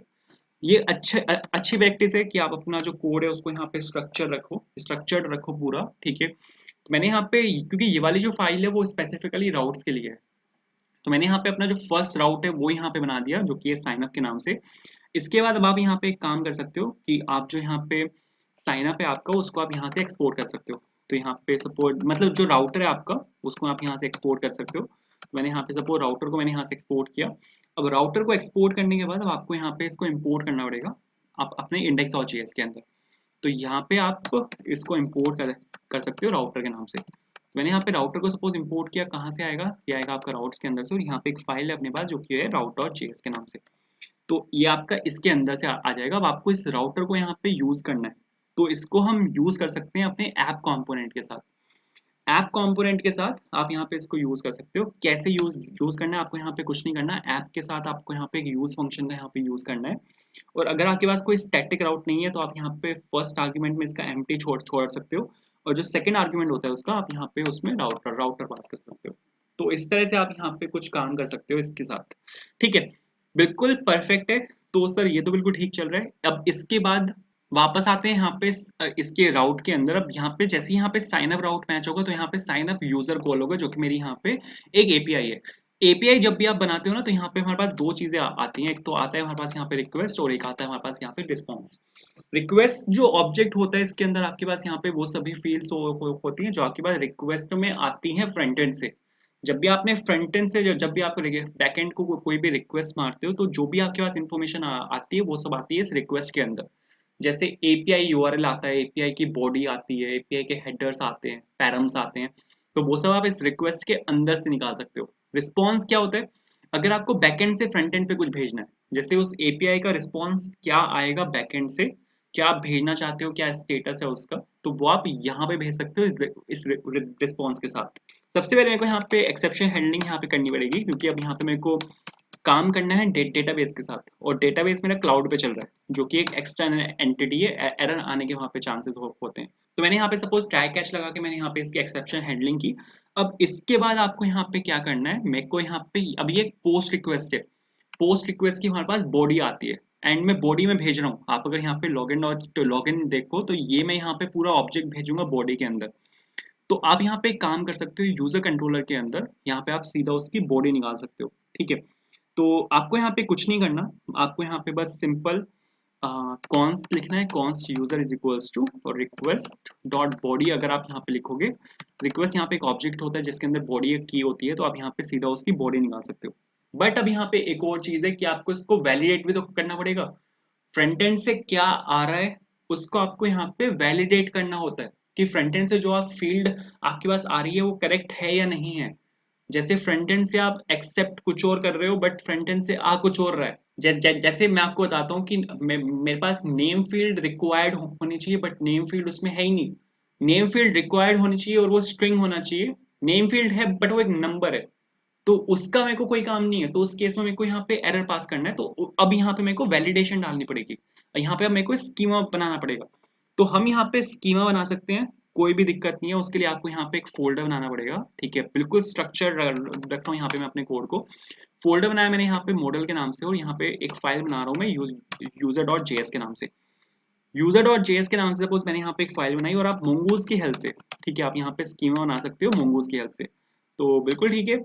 और सपोज मैंने यहाँ पे यूजर स्कीमा हो गए, ठीक है। यूजर स्कीमा मैंने यहाँ पे एक वेरिएबल लिया, और इसके अंदर मेरे को यहाँ पे मोंगूज के अंदर एक स्कीमा एक फंक्शन होता है जो अपने अंदर एक ऑब्जेक्ट लेता है, और इसके अंदर आप अपने स्कीमा को यहाँ पे डिफाइन कर सकते हो। जैसे मैं चाहता हूँ कि नेम जो होना चाहिए ना, उसका जो टाइप होना चाहिए वो स्ट्रिंग होना चाहिए। जैसे कि मैं आपको बता भी रहा था कि नेम मेरे पास एक फील्ड हो और उसका जो टाइप हो वो स्ट्रिंग हो, और सर ये रिक्वायर्ड यहाँ पे ट्रू होना चाहिए, ठीक है। अब इसके बाद मेरे पास यहाँ पे यूजर नेम, मेरे को यहाँ पे एक फील्ड चाहिए, और यूजर नेम जो आपका यहाँ पे होना चाहिए वो टाइप उसका होना चाहिए यहाँ पे स्ट्रिंग, ठीक है। रिक्वायर्ड वहाँ पे वो ट्रू होना चाहिए। दूसरी चीज ये आपका यूनिक भी होना चाहिए। तो यहाँ पे सपोज यूनिक, सपोज मैं यहाँ पे लिख रहा हूँ इसका ट्रू, कि यूजर नेम आपका यहाँ पे यूनिक भी होना चाहिए, क्योंकि यूजर नेम जनरली यूनिक ही होता है। तो उसके बाद मैंने यहाँ पे पासवर्ड लिया, पासवर्ड मैंने यहाँ पे सपोज टाइप लिया आपका यहाँ पे स्ट्रिंग, बिल्कुल ठीक है, और मैंने यहाँ पे सपोज रिक्वायर्ड लिया यहाँ पे ट्रू। तो सर ये तो बिल्कुल ठीक है आपका। उसके बाद आपको यहाँ पे इसको लेके अब यहाँ पे कौन से कलेक्शन पे आपको ये वाला स्कीमा लगाना है, क्योंकि अब आपको यहाँ पे ये बताना पड़ेगा कि कौन से डेटाबेस में आपको यहाँ पे इस स्कीमा को पास करना है, कौन से डेटाबेस के ऊपर आपको यहाँ पे इसको रिस्ट्रिक्शन लगानी है। ठीक है, तो डेटाबेस बोल रहा हूँ, वैसे कलेक्शन क्या कहते हैं उसको यहाँ पे। अगर आप माइस्क्ल से फैमिलियर हो तो यहाँ पे आप टेबल समझ सकते हो कि जहाँ पे हम डेटा को स्टोर करते हैं। यहाँ पे हम टेबल नहीं बोलते, यहाँ पे कलेक्शन बोला जाता है उस चीज को। ठीक है, तो यहाँ पे आपको mongoose के साथ एक मॉडल बनाना पड़ेगा, और यहाँ पे आपको कलेक्शन का नाम देना पड़ेगा। कलेक्शन का नाम होगा सपोज मैंने यहाँ पे यूजर के नाम से, और इस यूजर के ऊपर मेरी मेरी यहाँ पे रिस्ट्रिक्शन होगी, ये वाला पूरा स्कीमा यहाँ पे इस वाले यूजर के ऊपर जाके अप्लाई होगा। तो यहाँ पे सपोज इसको कहीं पे स्टोर करा लेते हैं। मैंने यहाँ पे इसको सपोज यूजर के अंदर मैंने यहाँ पे इसको स्टोर कराया, और इसको एक्सपोर्ट डिफॉल्ट कर देते हैं। एक्सपोर्ट डिफॉल्ट मैंने यहाँ पे लिखा यूजर के नाम से। बिल्कुल ठीक है, तो अगर आप इतना लिख दोगे तो इससे आपका जो स्कीमा है वो यहाँ पे बन के बिल्कुल तैयार हो जाएगा। उसके बाद आपको यहाँ पे वापस आना है, आपको यहाँ पे वैलिडेट करना है इसको अपने स्कीमा के साथ। ठीक है, तो सबसे पहले तो आपको यहाँ पे जो आपका स्कीमा है उसको यहाँ पे इंपोर्ट करना पड़ेगा। मैंने यहाँ पे यूजर को इंपोर्ट किया। कहाँ से आएगा, एक फोल्डर बाहर जाना पड़ेगा, और ये आएगा आपका यहाँ पे मॉडल के अंदर से। मॉडल के अंदर हमारे पास यहाँ पे एक फाइल है यूजर डॉट जेएस के नाम से। अब यहाँ पे मेरे को डेटाबेस में वैल्यूज को स्टोर कराना है, तो सबसे पहले तो मेरे को यहाँ पे यूजर के अंदर इसको पास करके इसको वैलिडेट करना पड़ेगा। और यहाँ पे मैंने सपोज यूजर को यहाँ पे मैंने इस वाले यूजर के अंदर पास किया, और इसको यहाँ पे वैलिडेट किया। ठीक है, वैलिडेशन के बाद मेरे पास यहाँ पर एक वैलिडेटेड ऑब्जेक्ट आएगा, उसको सपोज मैं यहाँ पे स्टोर करवा रहा हूँ न्यू यूजर के अंदर, और ये मेरा यहाँ पे जो वैलिडेटेड ऑब्जेक्ट है वो है। अब इसको मेरे को डेटाबेस में सेव करना है, तो आप यहाँ पे न्यू यूजर के साथ सीधा यहाँ पे MongoDB के सेव फंक्शन को यहाँ पे आप कॉल कर सकते हो। ये क्या करेगा, ये आपके डेटाबेस या आपके जो आपका ऑब्जेक्ट है उसको डेटाबेस में जाके सेव कर देगा। ठीक है, बट ये एक असिंक्रोनस रिक्वेस्ट होती है, मतलब ये यहाँ पे एक प्रॉमिस को रिटर्न करेगा, तो आपको यहाँ पे अवेट लगाना पड़ेगा। अवेट के साथ आप यहाँ पे असिंक लगा सकते हो। बिल्कुल ठीक है, अब इसके बाद आपको यहाँ पे इसको रिटर्न करना है। रिटर्न किया मैंने यहाँ पे, क्योंकि मेरे को फ्रंट एंड पे भी तो कुछ भेजना है। मैंने आपको क्या क्या बोला था कि आप फ्रंट एंड पे भेज सकते हो रिस्पॉन्स कीवर्ड की हेल्प से। तो मैंने यहाँ पे रिस्पॉन्स डॉट स्टेटस लिखा। स्टेटस में सपोज क्या भेजें, स्टेटस में मैं सपोज यहाँ पे भेज रहा हूँ 200। ठीक है, डॉट जेसन, और डॉट जेसन के साथ आप यहाँ पे कुछ मैसेज भी भेज सकते हो। मैसेज में सपोज मैं यहाँ पे एक ऑब्जेक्ट के साथ मैसेज डाल रहा हूँ, सपोज यहाँ पे साइन अप एंड सक्सेसफुल। ठीक है, मैंने यहाँ पे सिंपल एक मैसेज भेजा कि जो आपका साइन अप है वो यहाँ पे सक्सेसफुल हो चुका है। अगर सपोज कोई एरर आती है, अगर इस लाइन में कोई एरर है, सेव करने में कोई इशू है, ठीक है, वो डेटाबेस में जाके सेव नहीं हो पाया, तो वो यहीं से ब्रेक हो जाएगा और वो जाएगा यहाँ पे कैच स्टेटमेंट के अंदर। तो मेरे को यहाँ पे कैच में भी एक रिस्पॉन्स डालना पड़ेगा कि मैं फ्रंट एंड को बता दूं कि सर आपका जो है यहाँ पे एरर आया है। और 500 मैंने यहाँ पे दिया है, 500 होता है इंटरनल सर्वर एरर, कि आपके यहाँ पे बैकएंड में कुछ इश्यूज हैं। ठीक है, मतलब बैकएंड से वो सेव नहीं हो पाया। तो यहाँ पे मैंने एक मैसेज डाल रहा हूँ मैं यहाँ पे error while sign up the user. बिल्कुल ठीक है, अगर आप यहाँ पे इतना लिख दोगे तो इतने से हो जाएगा। ये आपके यहाँ पे साइन अप एपीआई है। तो बैकएंड आपका इससे बैकएंड आपका यहाँ पे कंप्लीट हो चुका है, और बैकएंड में यहाँ पे कोई भी काम नहीं है। अब यहाँ पे इस पूरे को यहाँ से करते हैं क्लोज। ठीक है, सर्वर को यहाँ से करते हैं क्लोज, क्योंकि बैकएंड हमारा यहाँ पे कंप्लीट हो चुका है। मेरे को यहाँ पे वापस जाना है अपने लॉगिन में। लॉगिन में हमने यहाँ पे क्या किया था, मैंने यहाँ पे ऑन इनपुट चेंज पे मैंने यहाँ पे अपना जो सारा वैल्यूज थी मैंने यहाँ पे वो निकाल दी थी। आप यहाँ पे देखो, मैंने यहाँ पे अपनी सभी वैल्यूज में यहाँ से निकाल चुका हूँ। ठीक है, सेट साइनअप के अंदर मैंने यहाँ पे इस वाले साइनअप के अंदर मैं जितने भी वैल्यू यूजर वहाँ पे अपने टेक्स्ट बॉक्स के अंदर फिल करेगा वो सभी वैल्यूज में यहाँ पे स्टोर करवा चुका हूँ। अब मेरे को यहाँ पे जो बटन है उसके क्लिक पे एक एपीआई को कॉल करना है। ये जो यहाँ पे साइन अप बटन है, अगर ये क्लिक होता है तो इसके क्लिक पे अब मेरे को यहाँ पे साइन अप यूजर जो मेरे यहाँ पे एक फंक्शन बना रहा हूँ यहाँ पे साइन अप यूजर के नाम से। इस वाले फंक्शन को मेरे को यहाँ पे कॉल करना है, और बटन क्लिक पे मेरे को यहाँ पे उस एपीआई को कॉल कर देना है इसके अंदर। तो मैंने यहाँ पे एक फंक्शन बनाया, मैंने यहाँ पे साइन अप यूजर के नाम से। एक सेकंड देख लेते हैं कोई एरर तो नहीं है। फ्रंट एंड में आते हैं, कोई भी एरर नहीं है, बिल्कुल ठीक है। अब यहाँ पे मेरे को क्या काम करना है कि ये साइन अप यूजर मैंने बनाया। ठीक है, अब इस साइन अप यूजर के साथ अब यहाँ पे मेरे को एक एपीआई को कॉल करना है। तो एपीआई सबसे पहले तो मेरे को बनानी पड़ेगी यहाँ पे। तो आपको यहाँ पे सोर्स के ऊपर राइट क्लिक करना है, और यहाँ पे मैं एक फोल्डर बना रहा हूँ सपोज सर्विस के नाम से। और सर्विस के नाम से मैंने यहाँ पे एक फोल्डर बनाया और यहाँ पे मैं एक फाइल बना रहा हूँ api.js के नाम से। ks नहीं लिखना, api.js है क्योंकि यहाँ पे एक js फाइल है। तो यहाँ पे सपोज मैंने लिखा api.js, अरे api.s क्यों लिखा मैंने ब्रो यहाँ पे आपको api.js लिखना है, बिल्कुल ठीक है। तो सर बिल्कुल ठीक है, ये तो api.js मैंने यहाँ पे लिखा, ये भाई ये क्या क्या बोल रहा है, बिल्कुल ठीक है। अब यहाँ पे हमें एक एपीआई को कॉल करना है। एपीआई कॉल करने के लिए काफी सारे मेथड्स हैं। आप यहाँ पे जावास्क्रिप्ट के रिक्वेस्ट फंक्शन का यूज कर सकते हो, बट वो डेप्रिकेट हो चुका है। आप यहाँ पे JS6 के फेच फंक्शन का आप यहाँ पे यूज कर सकते हो, ठीक है, बिल्कुल परफेक्ट चलेगा। या फिर आप यहाँ पे एक लाइब्रेरी का भी यूज कर सकते हो जो है यहाँ पे एक्सियोस। तो मैं यहाँ पे एक्सियोस का यूज करने वाला हूँ और एक्सियोस के साथ मैं यहाँ पे इस बार इंटरसेप्टर्स का यूज करने वाला हूँ, ठीक है। एक्सियोस इंटरसेप्टर्स का यहाँ पे मैं आपको यूज करके दिखाऊंगा। तो सपोज मैंने यहाँ पे एक फोल्डर बनाया तो सपोज मेरे को यहाँ पे सबसे पहले तो फोल्डर ही बनाना है। मैं यहाँ पे क्लाइंट फोल्डर के अंदर गया और मैंने यहाँ पे लिखा है npm install एक्सियोस। एक्सियोस की हेल्प से मैं यहाँ पे एक एपीआई को कॉल करूंगा और मैंने यहाँ पे एक्सियोस को इंस्टॉल करा है। तो एक्सियोस यहाँ पे आपका इंस्टॉल हो चुका है, बिल्कुल ठीक है। वापस आते हैं यहाँ पे रिएक्ट में। उसके बाद यहाँ पे आपको एक्सियोस को इंपोर्ट करना है। मैंने यहाँ पे लिखा इंपोर्ट एक्सियोस और फ्रॉम कहाँ से आएगा सर, ये आपका एक्सियोस से आएगा, बिल्कुल ठीक है। अब यहाँ पे जैसे कि मैंने आपको बताया था कि मैं यहाँ पे एक्सियोस इंटरसेप्टर्स का यहाँ पे यूज करने वाला हूँ। पहले हमने क्या किया था, पहले हम अलग अलग एपीआईज बनाते थे। अगर आपने मेरे पुराने प्रोजेक्ट्स देखे हुए हैं तो अब तक हम क्या करते आए हैं, हम अपने एपीआईज अलग अलग बनाते थे। बट अब यहाँ पे मैं कॉमन एपीआई बना रहा हूँ, जो कि बना रहा हूँ यहाँ पे एपीआई इंटरसेप्टर्स की हेल्प से, ठीक है। तो उसके लिए आपको सपोज सबसे पहले तो यहाँ पे एक्सियोस डॉट क्रिएट की हेल्प से मैं यहाँ पे एक यहाँ पे एपीआई बनाने वाला हूँ, ठीक है।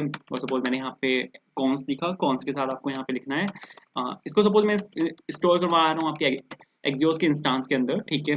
ये यहाँ पे आपका कुछ चीजें ले लेता है, जैसे सबसे पहले पहले तो ये आपका ले लेता है यहाँ पे बेस यूआरएल। आपको यहाँ पे अपना जो बैकएंड का यूआरएल है यहाँ पे आपको वो मेंशन करना होता है, ठीक है। तो बैकएंड का जो यूआरएल है मेरा, उसको मैं ले रहा हूँ सपोज यहाँ पे एपीआई यूआरएल के अंदर, और जो बैकएंड चल रहा है मेरा वो चल रहा है http:// और यहाँ पे मेरा लोकल होस्ट कॉलन, और मैंने वहाँ पे पोर्ट लिया था एक्सप्रेस का सर्वर बनाते हुए 8000। तो ये है मेरा यहाँ पे बैकएंड का यूआरएल।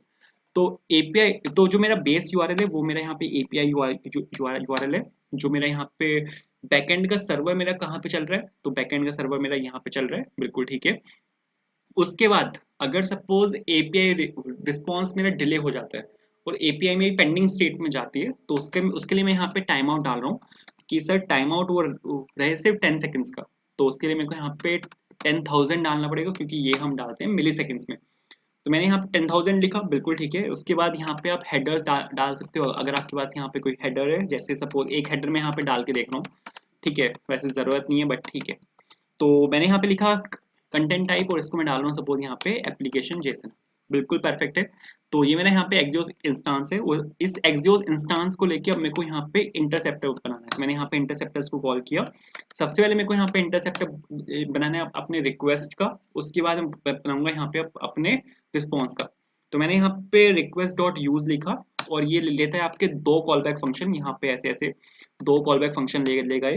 पहला जो कॉल बैक फंक्शन होता है इसका, वो आपके सक्सेसफुल के केस में होता है। तो सक्सेसफुल के केस में मैंने यहाँ पे सपोज कॉन्फिग लिया और कॉन्फिग में यहाँ पे आप सिंपल रिटर्न कर सकते हो कॉन्फिग को। तो कॉन्फिग को मैंने यहाँ पे सिंपल रिटर्न किया।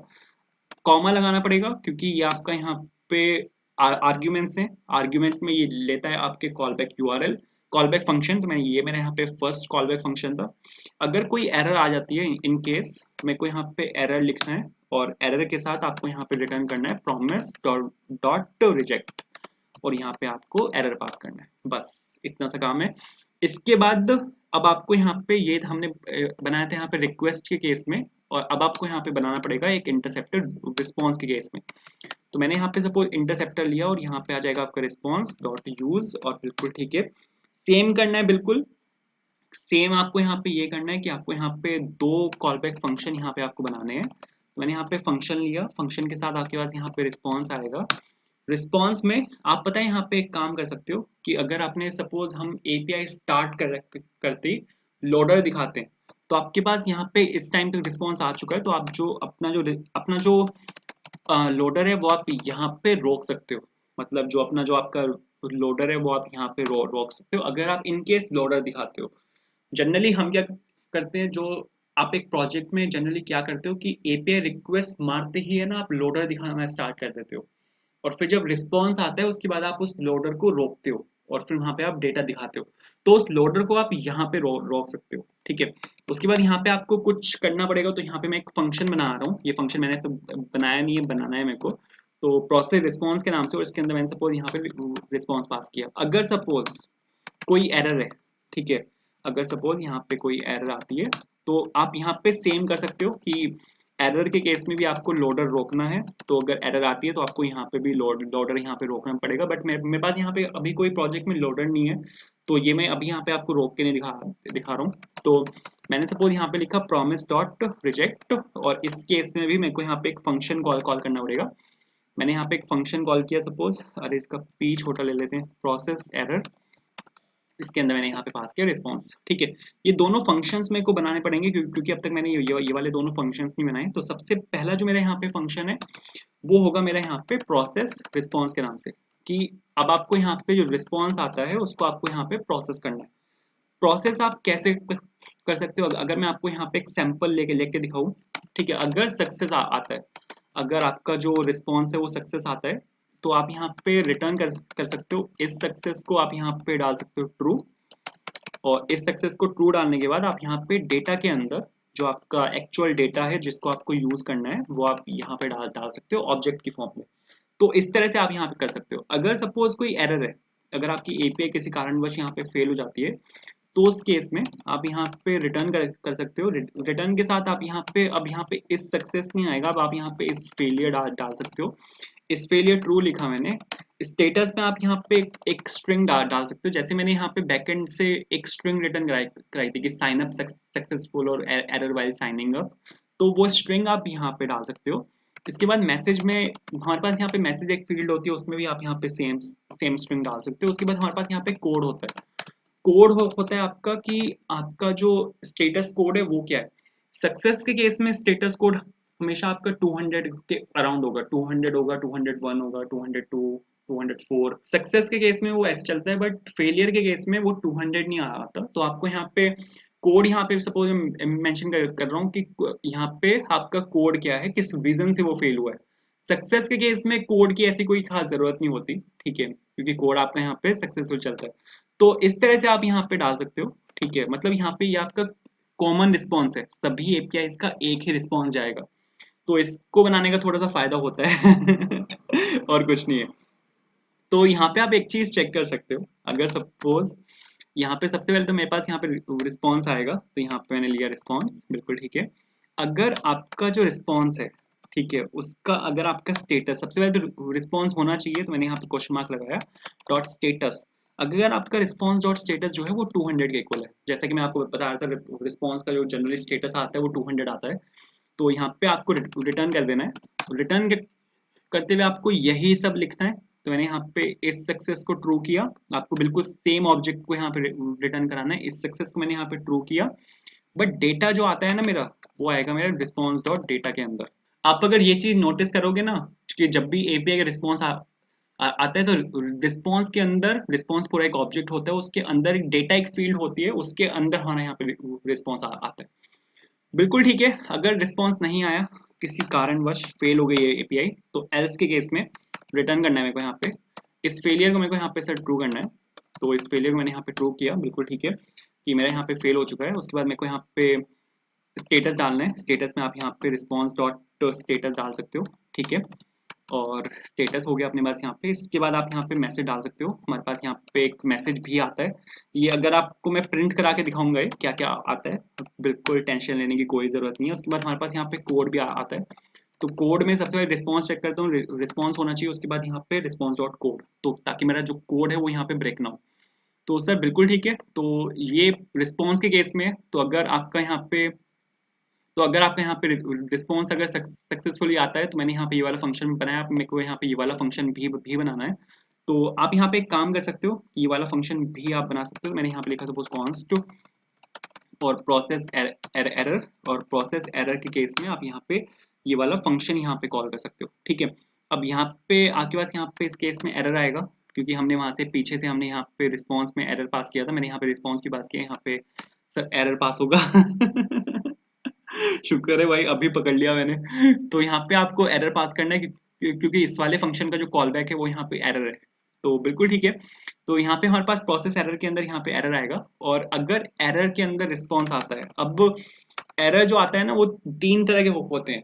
ठीक है, आप ये चीज नोटिस करना कि चलो मैं यहीं यहीं पे करके दिखा देता हूँ। या तो एरर के अंदर आएगा आपका रिस्पॉन्स, ठीक है।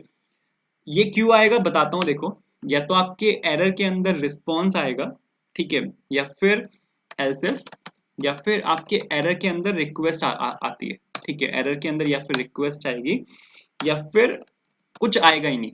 ठीक है, सिंपल एक मैसेज आएगा। अब रिस्पॉन्स कब आता है? रिस्पॉन्स सर आपका तब आता है अगर आपने रिक्वेस्ट तो आपने सक्सेसफुल भेजी है, आपने रिक्वेस्ट तो आपने बिल्कुल सक्सेसफुल भेजी है, बट सर्वर ने जो रिस्पॉन्ड किया है ना, वो विद स्टेटस कोड किया है अदर देन 200। ठीक है, that that falls out of the range of, कि मतलब आपका यहाँ पे 2.x नहीं है, मतलब 200 नहीं है। जैसे अगर मैं आपको यहाँ पे दिखाऊं ना, तो यहाँ पे अगर आपको यहाँ पे कंट्रोलर के अंदर जाके दिखाऊं, हमने यहाँ पे क्या किया था, मैंने यहाँ पे सक्सेसफुल रिस्पॉन्स भेजा है।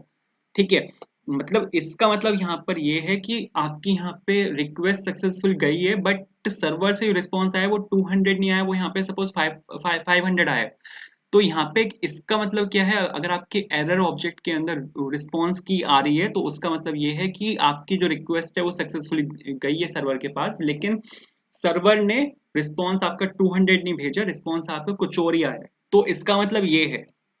एरर डॉट रिक्वेस्ट के केस में क्या होता है, एरर डॉट रिक्वेस्ट के केस में ये होता है कि रिक्वेस्ट आपने भेजी but no response was received. ठीक है, एरर तो मतलब रिक्वेस्ट तो आपने सक्सेसफुली भेजी है, लेकिन कोई रिस्पॉन्स नहीं आया। इसका मतलब ये हो सकता है कि आपका जो फ्रंट एंड है वो बैक एंड के साथ कनेक्ट नहीं हो, कोई कनेक्टिविटी इशू है, नेटवर्क इशू है। ठीक है, ये सब रीजंस यहाँ पर आते हैं। फिर हमारे पास यहाँ पे एक और चीज होती है जो प्रॉपर फ्रंट एंड की मिस्टेक होती है। अगर आपके रिस्पॉन्स भी नहीं आया और रिक्वेस्ट भी नहीं आया, सिंपल एक स्ट्रिंग या ऐसा कुछ है, ठीक है, तो यहाँ पे आपने कुछ भसड़ मचाई है, मतलब फ्रंट एंड से कुछ भसड़ हुई है। तो यहाँ पे हम यहाँ पे डिफरेंशिएट कर सकते हैं। यहाँ पे क्या होता है, देखो, अगर एरर आती है ना, तो डिबगिंग में इजी हो जाता है कि आपको अपने कोड को डिबग कैसे करना है, वो थोड़ा आसान हो जाता है। तो suppose request that triggers an error, ठीक है, और आप यहाँ पे एक कॉमन सेंटेंस आप यहाँ पे बना सकते हो। जैसे सपोज अगर मैं आपको यहाँ पे कॉमन सेंटेंस बना के दिखाऊँ ना, मैंने सपोज यहाँ पे एक फोल्डर बनाया कॉन्स्टेंट्स के नाम से, सपोज मैं यहाँ पे एक फोल्डर बना रहा हूँ, ठीक है। इसमें मेरे सभी यहाँ पे कॉन्स्टेंट्स होंगे, सपोज कॉन्फिग में यहाँ पे डाल रहा हूँ, इसमें मेरे सभी, इस फाइल में मेरे सभी यहाँ पे कॉन्फिग कॉन्स्टेंट्स होंगे। अब कॉन्फिग कॉन्स्टेंट्स में आप यहाँ पे अपना जो एप्लीकेशन के मैसेज है, जो एपीआई नोटिफिकेशन आपके मैसेजेस हैं, जैसे API नोटिफिकेशन अंडरस्कोर मैसेजेस, आप यहाँ पे वो डाल सकते हो। सपोज मैंने यहाँ पे लिखा, इसको सबसे पहले तो मेरे को यहाँ पे एक ऑब्जेक्ट मेरे को यहाँ पे सिंपल बनाना है, API नोटिफिकेशन मैसेजेस के नाम से मैंने यहाँ पे लिया। अगर सपोज आपके पास लोडर है, ठीक है, लोडर है अगर आपके पास, तो आप यहाँ पे उस केस में आप यहाँ पे ये डिस्प्ले करवा सकते हो। ठीक है, अगर आप डालना चाहो, डालना इतना मुश्किल नहीं है, तो अगर आप यहाँ पे डालना चाहो तो आप यहाँ पे टाइटल में लोडिंग और सपोज मैसेज में आप यहाँ पे जो डेटा इज बीइंग लोडेड ऐसा करके कुछ, और प्लीज वेट, ठीक है, आप यहाँ पे ये डिस्प्ले करवा सकते हो। अगर सपोज सक्सेस है, ठीक है, अगर आपका यहाँ पे बिल्कुल सक्सेस आया है, तो आप टाइटल में यहाँ पे दिखा सकते हो सपोज सक्सेस। ये मेरे को अभी यहाँ पे जो मैं यहाँ पे ये सब लिख रहा हूँ ना, इस सब को मेरे को यहाँ पे यूज करना है। कहाँ पे यूज करना है दिखाता हूँ, बट अभी के लिए इसको लिखते हैं यहाँ पे। तो सपोज डेटा सक्सेसफुली और डेटा सक्सेसफुली लोडेड, अगर आपका यहाँ पे सक्सेसफुली लोड हुआ है तो बिल्कुल ठीक है। अगर अब ये तो था दोनों लोडर के केस में, अगर आपके पास लोडर है, बट अगर आपके पास लोडर नहीं है, कोई एरर है यहाँ पे, तो इसके केस में, एरर डॉट रिस्पॉन्स के केस में, यहाँ पे अब मेरे को, अगर आपका यहाँ पे रिस्पॉन्स फेल हो जाता है, सपोज रिस्पॉन्स फेलियर के केस में, अब मेरे को यहाँ पे क्या दिखाना है, टाइटल में तो सर मेरे को यहाँ पे एरर ही दिखाना है, ठीक है, बट मैसेज में यहाँ पे इस केस में चेंज कर दूंगा। तो मैसेज में मैं यहाँ पे सिंपल लिख रहा हूँ, एन एरर अकर्ड व्हाइल फैचिंग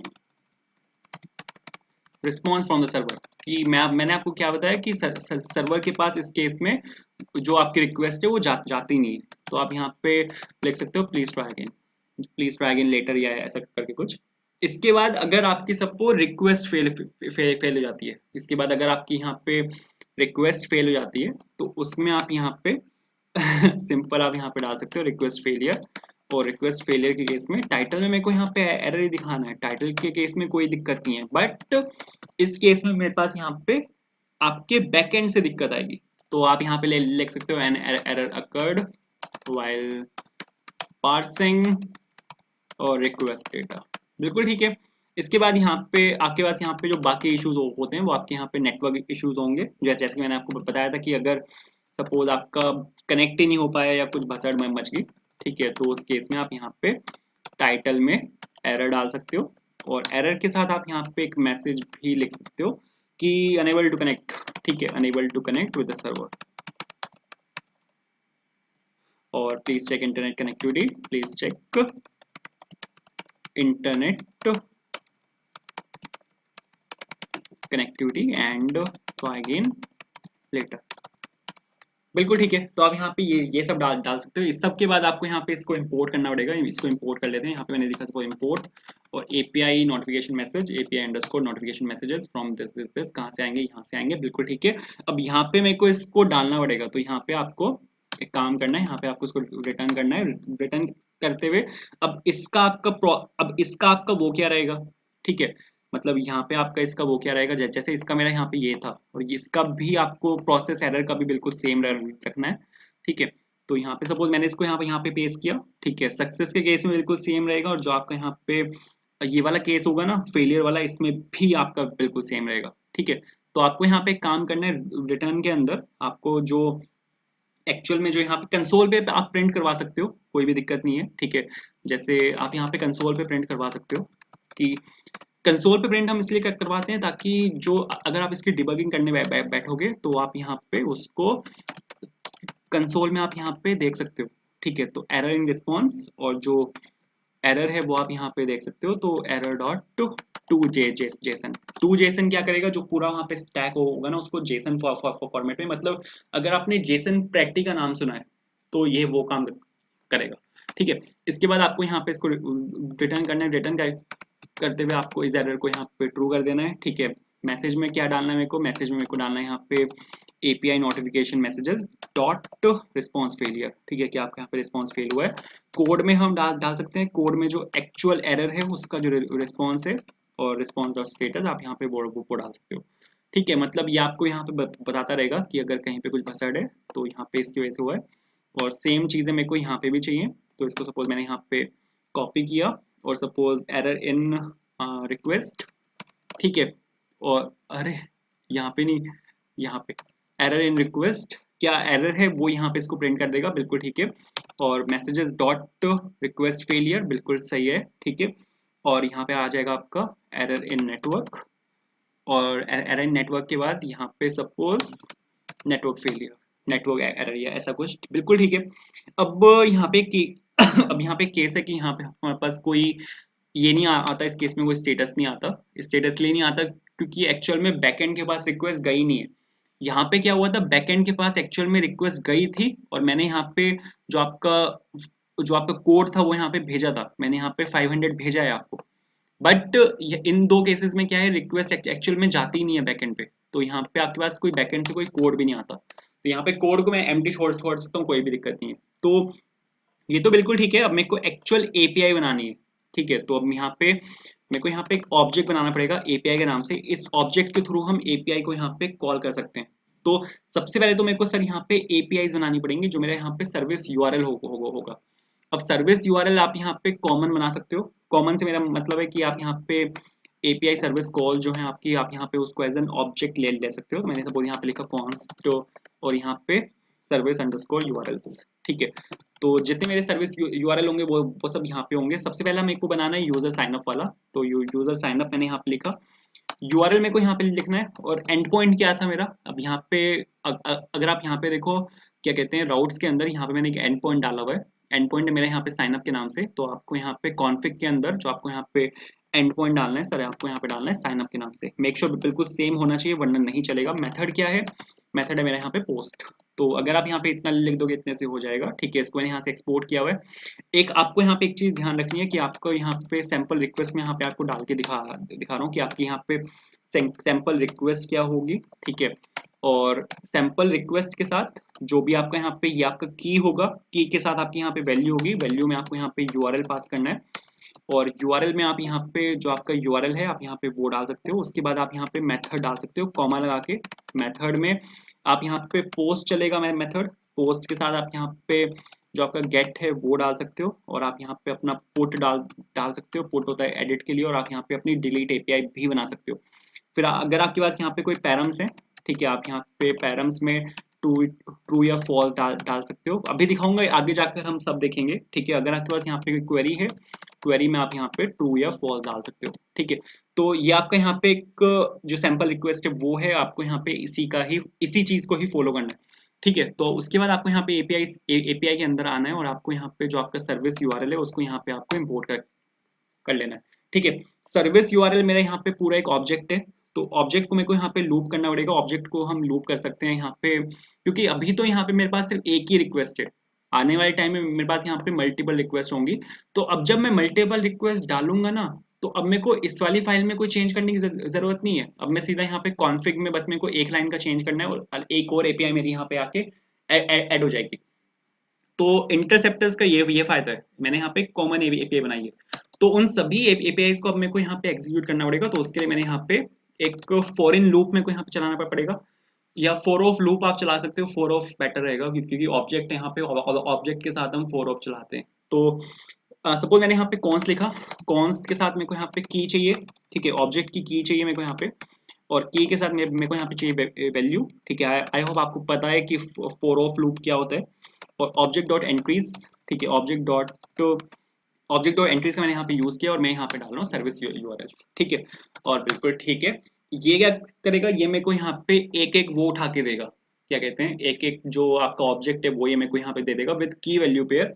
तो जो भी आपकी यहाँ पे की होगी, की आपकी यहाँ पे, जैसे अगर मैं यहाँ पे साइन अप को कॉल करता हूँ, मैंने यहाँ पे कॉन्फ़िग के अंदर मैंने यहाँ पे साइन अप कॉल किया, तो साइन अप मेरी यहाँ पे की बन जाएगी, ठीक है। और मैं यहाँ पे यूजर साइन अप को ही कॉल करूंगा, दिखाता हूँ अभी।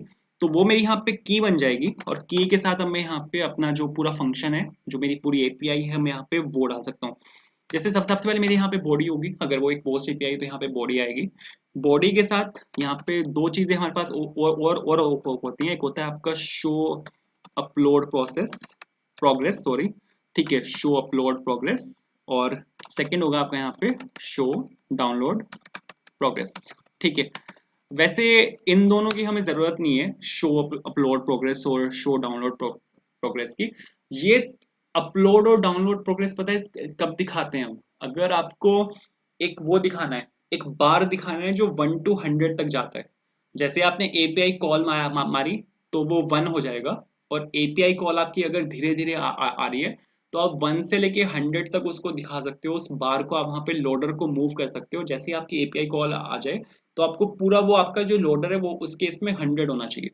तो उस केस में आप यहाँ पे शो अपलोड प्रोसेस और शो डाउनलोड प्रोसेस का यहाँ पे आप यूज कर सकते हो। तो ये तो बिल्कुल ठीक है। अब यहाँ पे मेरे को बनाना है एक एक्सियोस इंस्टेंस, ठीक है, एक्सियोस इंस्टेंस मैंने यहाँ पे बनाया। ये एक फंक्शन होता है जो अपने अंदर एक ऑब्जेक्ट लेता है। पहला यहाँ पे मेथड होगा, तो मेथड मेरा क्या है यहाँ पे, आप अगर यहाँ पे देखो मेथड मैंने यहाँ पे लिया हुआ है, मेथड मेरे यहाँ पे पोस्ट है, तो यहाँ पे आपको लिखना है value dot post, value dot method, sorry, value dot method मैंने यहाँ पे लिखा। तो मेरा यहाँ पे यूआरएल होगा, यूआरएल मेरा यहाँ पे क्या है, यूआरएल आप यहाँ पे देखो, यूआरएल मेरे यहाँ पे साइन अप के इक्वल है, तो आपको यहाँ पे लिखना है वैल्यू डॉट, और यहाँ पे आपका आ जाएगा यूआरएल। मैंने आपको क्या बोला है, की में आपका यहाँ पे होगा ये वाला पार्ट यूजर साइन अप, और ये जो आपका यहाँ पे वैल्यू है ना, ये आपका होगा यहाँ पे इसके अंदर वैल्यू के अंदर। तो वैल्यू यहाँ पे ऑब्जेक्ट है, तो ऑब्जेक्ट डॉट प्रॉपर्टी का यूज करके मैंने यहाँ पे ये सब कुछ निकाला, बिल्कुल ठीक है। इसके बाद आप यहाँ पे डेटा के अंदर जो बॉडी है आप अपनी वो डाल सकते हो, बिल्कुल ठीक है। इसके बाद सबको रिस्पॉन्स टाइप हमारे पास एक होता है जिसमें हम डाल सकते हैं वैल्यू डॉट रिस्पॉन्स टाइप, बिल्कुल ठीक है। इसके बाद यहाँ पे suppose on upload progress, on upload progress आप यहाँ पे जो अपनी प्रोग्रेस अपलोड की वो दिखा सकते हो। जरूरी नहीं है क्योंकि हमें यहाँ पे इसका यूज नहीं करना, बट ठीक है, कर लेते हैं। आना चाहिए कैसे हम लिखते हैं, मतलब एक कैसे करते हैं वो आना चाहिए। अगर आगे जाके अगर सपोज काम आया तो आप अपने इस वाले कोड को यहाँ पे रिविजिट कर सकते हो। तो मैंने यहाँ पे सपोज प्रोग्रेस इवेंट लिखा, और प्रोग्रेस इवेंट के साथ अगर आपके पास यहाँ पे वो है, मतलब ये वाला, अगर आपके पास एपीआई कंप्लीट आपकी नहीं हुई है, आपको यहाँ पे सबसे पहले तो ये चेक करना पड़ेगा। तो शो अपलोड प्रोग्रेस मैंने यहाँ पर किया, और शो अपलोड प्रोग्रेस के साथ कितने परसेंट हो चुका है, ठीक है, कितने परसेंट आपकी यहाँ पे एपीआई आ चुकी है, तो लेट सपोज परसेंटेज और कंप्लीटेड, बिल्कुल ठीक है। और उसके बाद इज इक्वल्स टू, आपको यहाँ पे इसको राउंड करना पड़ेगा क्योंकि आपके पास यहाँ पर ये जो पूरा आता है ना, ये यहाँ पे आपको पूरी यहाँ पे आपको पूरी कैलकुलेशन करनी पड़ती है कि कितना आपकी एपीआई यहाँ पे लोड हो चुकी है। ये शायद वैल्यूज आती है 0 से 1 के बीच में आती है, ठीक है। इसके बाद यहाँ पे आपको इसको डिवाइड करना पड़ता है कितना आपका यहाँ पे टोटल है, ठीक है, क्योंकि कितनी लोड हो चुकी है वो आपको तभी पता चलेगा अगर आपको टोटल पता है, ठीक है। अगर सपोज टोटल 10 है, लोड यहाँ पे 2 हुई है, तो आपको पता है कि 20% लोड हो चुकी है, तो लोडर में आप 20% दिखाओगे। तो यहाँ पे प्रोग्रेस इवेंट डॉट टोटल मेरे को यहाँ पे पता होना चाहिए इस केस में, तो परसेंटेज कंप्लीट यहाँ पे इस केस में आ जाता है। उसके बाद आप यहाँ पे शो अपलोड प्रोग्रेस में जो परसेंटेज कंप्लीट है आप यहाँ पे वो डाल सकते हो, ठीक है। बिल्कुल सेम हम करते हैं यहाँ पे शो डाउनलोड के केस में। तो डाउनलोड के केस में भी आप यहाँ पे सिंपल डाल सकते हो। अपलोड की जगह आपको यहाँ पे लिखना है डाउनलोड, कितना आपका यहाँ पे डाउनलोड हो चुका है। प्रोग्रेस इवेंट आएगा आपका यहाँ पे, और यहाँ पे आ जाएगा आपका यहाँ पे डाउनलोड, ठीक है, शो डाउनलोड प्रोग्रेस। और परसेंटेज कंप्लीटेड, कितना आपका लोड हो चुका है, कितना आपका यहाँ पे टोटल है। इसके बाद आपको यहाँ पे अपलोड की जगह आपको यहाँ पे लिखना है डाउनलोड। तो सपोज मैंने यहाँ पे लिखा ऑन डाउनलोड प्रोग्रेस, ठीक है, और परसेंटेज कंप्लीटेड, और यहाँ पे ये आपकी एपीआई जो रिक्वेस्ट है वो बन के बिल्कुल यहाँ पे रेडी हो चुकी है, ठीक है। कहीं पे कुछ एरर है, यहाँ पे कहीं पे कुछ एरर दे रहे हैं, यहाँ पर एरर है, ओके। तो यहाँ पर ठीक है, यहाँ पे हमें ये डालना है, इसकी ज़रूरत नहीं है, इसकी ज़रूरत नहीं है, और इसको हम यहाँ से हटा सकते हैं। सर बिल्कुल ठीक है, अगर आप इतना लिख दोगे इतने से हो जाएगा। आपको यहाँ पे एपीआई को एक्सपोर्ट करना पड़ेगा, तो मैंने यहाँ पे एपीआई को एक्सपोर्ट कर दिया। परफेक्ट, अरे भाई मुंह दुख गया बोलते बोलते। इसके बाद यहाँ पे एपीआई आपकी बन के बिल्कुल रेडी है। अब आपको यहाँ पे लॉगिन में आना है। लॉगिन में आपको सबसे पहले तो उसको वहाँ से इंपोर्ट कर लेना है। तो मैंने यहाँ पे एपीआई को इंपोर्ट किया, कहाँ से आएगा, सर्विस के अंदर से आएगा। एक फोल्डर बाहर गया हुआ है, एक फोल्डर और बाहर जाना है, और यहाँ पे आपके पास यहाँ पे सर्विस के नाम से एक फोल्डर होगा, उसके अंदर एपीआई के नाम से एक फोल्डर होगा, बिल्कुल एक एपीआई के नाम से एक फाइल है, बिल्कुल ठीक है। इसके बाद आपको यहाँ पे नीचे आना है, और यहाँ पे आपको अपनी जो एपीआई कॉल है वो करनी है। तो एपीआई के अंदर आपके पास यहाँ पे वो है यूजर साइनअप के नाम से, साइनअप यूजर है, यूजर साइनअप है, यूजर साइनअप है। तो मैंने यहाँ पे एपीआई की हेल्प से मैंने यहाँ पे यूजर साइनअप को कॉल मार दिया, बिल्कुल ठीक है। और इसके अंदर आप यहाँ पे साइनअप को पास कर सकते हो, तो मैंने यहाँ पे साइनअप को पास कर दिया। और ये एक असिंक्रोनस रिक्वेस्ट है, क्योंकि ऑब्वियसली एपीआई कॉल जो होती है वहां से एक प्रॉमिस रिटर्न होगा। अब वेट लगाया मैंने, और यहाँ पे मैंने असिंक लगाया, और यहाँ पे आपका आ जाएगा यहाँ पे रिस्पॉन्स, ठीक है, is equals to perfect, perfect perfect, ठीक है, बिल्कुल ठीक है। मेरे को यहाँ पे चेक करना है रिक्वेस्ट जा रही है क्या। तो सपोज यहाँ पे चलते हैं नेटवर्क में, नेटवर्क टैब में मैं यहाँ पर गया, और इसको यहाँ से करते हैं क्लोज, इसको यहाँ से रिफ्रेश किया। रिफ्रेश करने के बाद सबको क्रिएट एन अकाउंट, और साइन अप पे ऐसे ही मैंने क्लिक कर दिया, बिल्कुल परफेक्ट चल रहा है। आप यहाँ पे देखो साइन अप गया है, यहाँ पे रिक्वेस्ट गई है मेरी यहाँ पे, और ये मेरा यहाँ पे साइन अप गया है, और बिल्कुल परफेक्ट यहाँ पे पेलोड भी गया है। Name empty, password empty, user name empty, क्योंकि अभी मैंने यहाँ पे कुछ डाला नहीं है। बट आप अगर यहाँ पे देखो ना, तो यहाँ पे कोर्स का एक इशू आ रहा है। कोर्स क्या होता है, कोर्स होता है आपका क्रॉस ओरिजिन रिसोर्स शेयरिंग। ये एक ब्राउजर का सिक्योरिटी फीचर है। ये जो एरर है ब्राउजर फेंकता है, क्यों फेंकता है, तो इसके पीछे एक रीजन है। ब्राउजर क्या करता है, ब्राउजर आपकी रिक्वेस्ट को ब्लॉक कर देता है। अगर आप रिक्वेस्ट को एक्सेस कर रहे हो दो डिफरेंट पोर्ट्स पे, आपका बैकएंड चल रहा है किसी और पोर्ट पे, और आपका फ्रंट एंड चल रहा है किसी और पोर्ट पे, मतलब दो डिफरेंट सर्वर्स पे अगर आपकी रिक्वेस्ट जा रही है। जैसे मेरे यहाँ पे फ्रंट एंड है मेरा पोर्ट 3000 पे, बैक एंड है मेरा पोर्ट 8000 पे, और दो डिफरेंट सर्वर्स हैं। तो ब्राउजर क्या करता है, ब्राउजर उसको ब्लॉक कर देता है सिक्योरिटी इशू बताकर। तो आपको यहाँ पे बैकएंड में जाके उसको रिजोल्व करना होता है। तो सपोज मैं यहाँ पे गया बैकएंड में, आपको यहाँ पे जाना पड़ेगा index.js के अंदर, और आपको यहाँ पे एक पैकेज को आपको यहाँ पे इंस्टॉल करना पड़ेगा। तो मेक श्योर आप यहाँ पे एक सर्वर के अंदर हो, और आपको यहाँ पे लिखना है npm install course, ठीक है। कोर्स को आपको यहाँ पे इंस्टॉल करना पड़ेगा। मैंने यहाँ पे सपोज npm install course लिखा, कोर्स मेरे यहाँ पे इंस्टॉल हो चुका है। उसके बाद आपको यहाँ पे कोर्स को इंपोर्ट करना है, ठीक है। मैंने यहाँ पे लिखा कोर्स, कहाँ से आएगा, जो पैकेज आपने अभी अभी यहाँ पे इंस्टॉल किया है, जो कि है यहाँ पे कोर्स के नाम से, बिल्कुल ठीक है। और उसके बाद आपको यहाँ पे लिखना है ऐप डॉट यूज, और आपको यहाँ पे कोर्स को यहाँ पे एज अ फंक्शन यूज करना है। तो ये है आपका यहाँ पे कोर्स, इससे आपका यहाँ पे कोर्स हैंडल हो जाता है बिल्कुल परफेक्टली। इसके बाद एक और इशू है, इसके बाद एक और इशू यहाँ पे ये है कि ये एक पोस्ट एपीआई रिक्वेस्ट है, ठीक है। और जो एक्सप्रेस के लेटेस्ट वर्जन हैं वो पोस्ट एपीआई को हैंडल करना जानते ही नहीं है, उनको पता ही नहीं है कि पोस्ट एपीआई हैंडल होती कैसे है। तो तो आपको यहाँ पे काम करना पड़ेगा, आपको यहाँ पे एक और पैकेज को इंस्टॉल कराना पड़ेगा जो कि होता है आपका बॉडी पार्सर। बॉडी पार्सर की हेल्प से हम जो एपीआई रिक्वेस्ट है उसको हम हैंडल कर सकते हैं, मतलब पोस्ट एपीआई रिक्वेस्ट। गेट में इसकी जरूरत नहीं है, ठीक है, लेकिन जिस रिक्वेस्ट में बॉडी आती है ना उस रिक्वेस्ट में इसकी जरूरत है। तो ये पैकेज यहाँ पे इंस्टॉल हो चुका है, इसको मेरे को यहाँ पे इंपोर्ट करना है। मैंने यहाँ पे लिखा सपोज बॉडी पार्सर कहाँ से आएगा, आपका बॉडी पार्सर के अंदर से आएगा, बिल्कुल ठीक है। और यहाँ पे आपको दो चीजें यहाँ पे आपको करनी है, एक करना है आपको यहाँ पे ऐप डॉट यूज, और यहाँ पे आपको बॉडी पार्सर का यहाँ पे आपको यूज करना है। बॉडी पार्सर में जेसन फॉर्मेट जो होता है उसको आपको यहाँ पे एक्सटेंडेड ट्रू करना है, ठीक है, कि सर ये जो जेसन फॉर्मेट है ना उसको यहाँ पे पार्स करना स्टार्ट कर दे। दूसरा हमारे पास यहाँ पे एक यूआरएल भी होता है, वैसे उसकी यहाँ पे कोई नीड नहीं है बट ठीक है, हमारे पास यहाँ पे यूआरएल एनकोडेड होता है और उसको भी मेरे को यहाँ पे एक्सटेंडेड ट्रू करना होता है। यूआरएल को हम यहाँ पे पार्स क्यों कर रहे हैं उसके पीछे यहाँ पे एक रीजन है, अगर मैं आपको यहाँ पे रीजन दूं तो अगर आपके यूआरएल में सपोज स्पेस है, ठीक है, यूआरएल में मेरे पास स्पेस है और स्पेस डाल के मेरे पास यहाँ पे कुछ लिखा हुआ है, सपोज यूजर्स लिखा हुआ है मेरे पास यहाँ पे स्पेस डाल के, तो जब जैसे आप इसको यहाँ पे हिट करने की कोशिश करोगे ना तो एम्प्टी स्पेस जो होता है वो यहाँ पे जाता ही नहीं है यूआरएल में, वो कुछ यहाँ पे कुछ कैरेक्टर्स डाल देता है, जैसे %09 ठीक है। तो कुछ जो कैरेक्टर्स होते हैं वो यहाँ पे इनवैलिड होते हैं यूआरएल के लिए, ठीक है। तो अगर यहाँ पे इनवैलिड कैरेक्टर्स अगर आप डालते हो तो ये ब्राउजर क्या करता है, यहाँ पे कुछ कैरेक्टर्स को इंसर्ट कर देता है, मतलब जो आपके कैरेक्टर्स होते हैं इनवैलिड कैरेक्टर्स उसको वो रिप्लेस मार देता है। तो आपको यहाँ पे उसको बैकएंड में पार्स करना होता है अपने यूआरएल को, तो उसके लिए हम यहाँ पे यूज कर सकते हैं बॉडी पार्सर का। तो अगर आप इतना लिखोगे ना इतने से हो जाएगा। तो इसको सपोज यहाँ पे कर लेते हैं रिफ्रेश, एक सेकेंड, लोकल होस्ट 3000 लिख के सपोज मैंने यहाँ पे इसको रिफ्रेश किया, बिल्कुल ठीक है। और यहाँ पर आते हैं और यहाँ पे सपोज साइन अप मैंने यहाँ पे क्लिक किया, 500 आया है, बिल्कुल ठीक है। और यहाँ पे पेलोड में एम्प्टी गया है, error while signing up the user, बिल्कुल परफेक्ट आया है क्योंकि मैंने यहाँ पे एम्प्टी छोड़ा था, यूजर नेम मेरी एक रिक्वायर्ड फील्ड है। यहाँ पे एक काम कर लेते हैं, उसके बाद मैं यहाँ पे जो साइन अप है वो कर लूंगा, बिल्कुल ठीक चलेगा।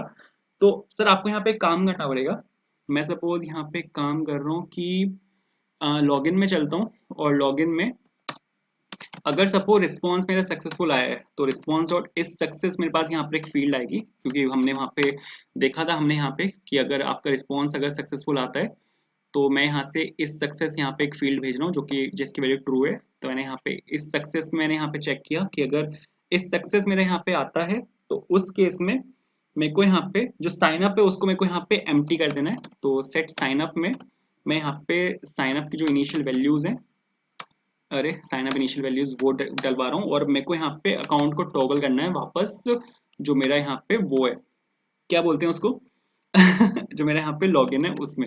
अगर सपोज ऐसा नहीं होता, अगर कोई एरर है तो उस केस में मेरे को यहाँ पे एरर भी दिखाना है।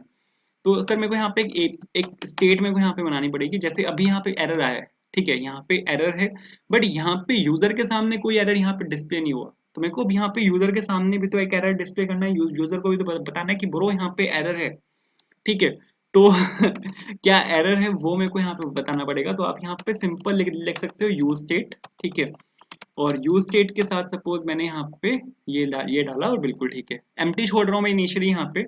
और अगर सपोज कोई एरर आती है तो अगर यहाँ पे अगर सक्सेसफुल हो जाता है तो एरर को मेरे को एम्प्टी करना है, बिल्कुल ठीक है। बट अगर सक्सेसफुल नहीं होता तो इस केस में मेरे को यहाँ पे एरर दिखानी है, ठीक है।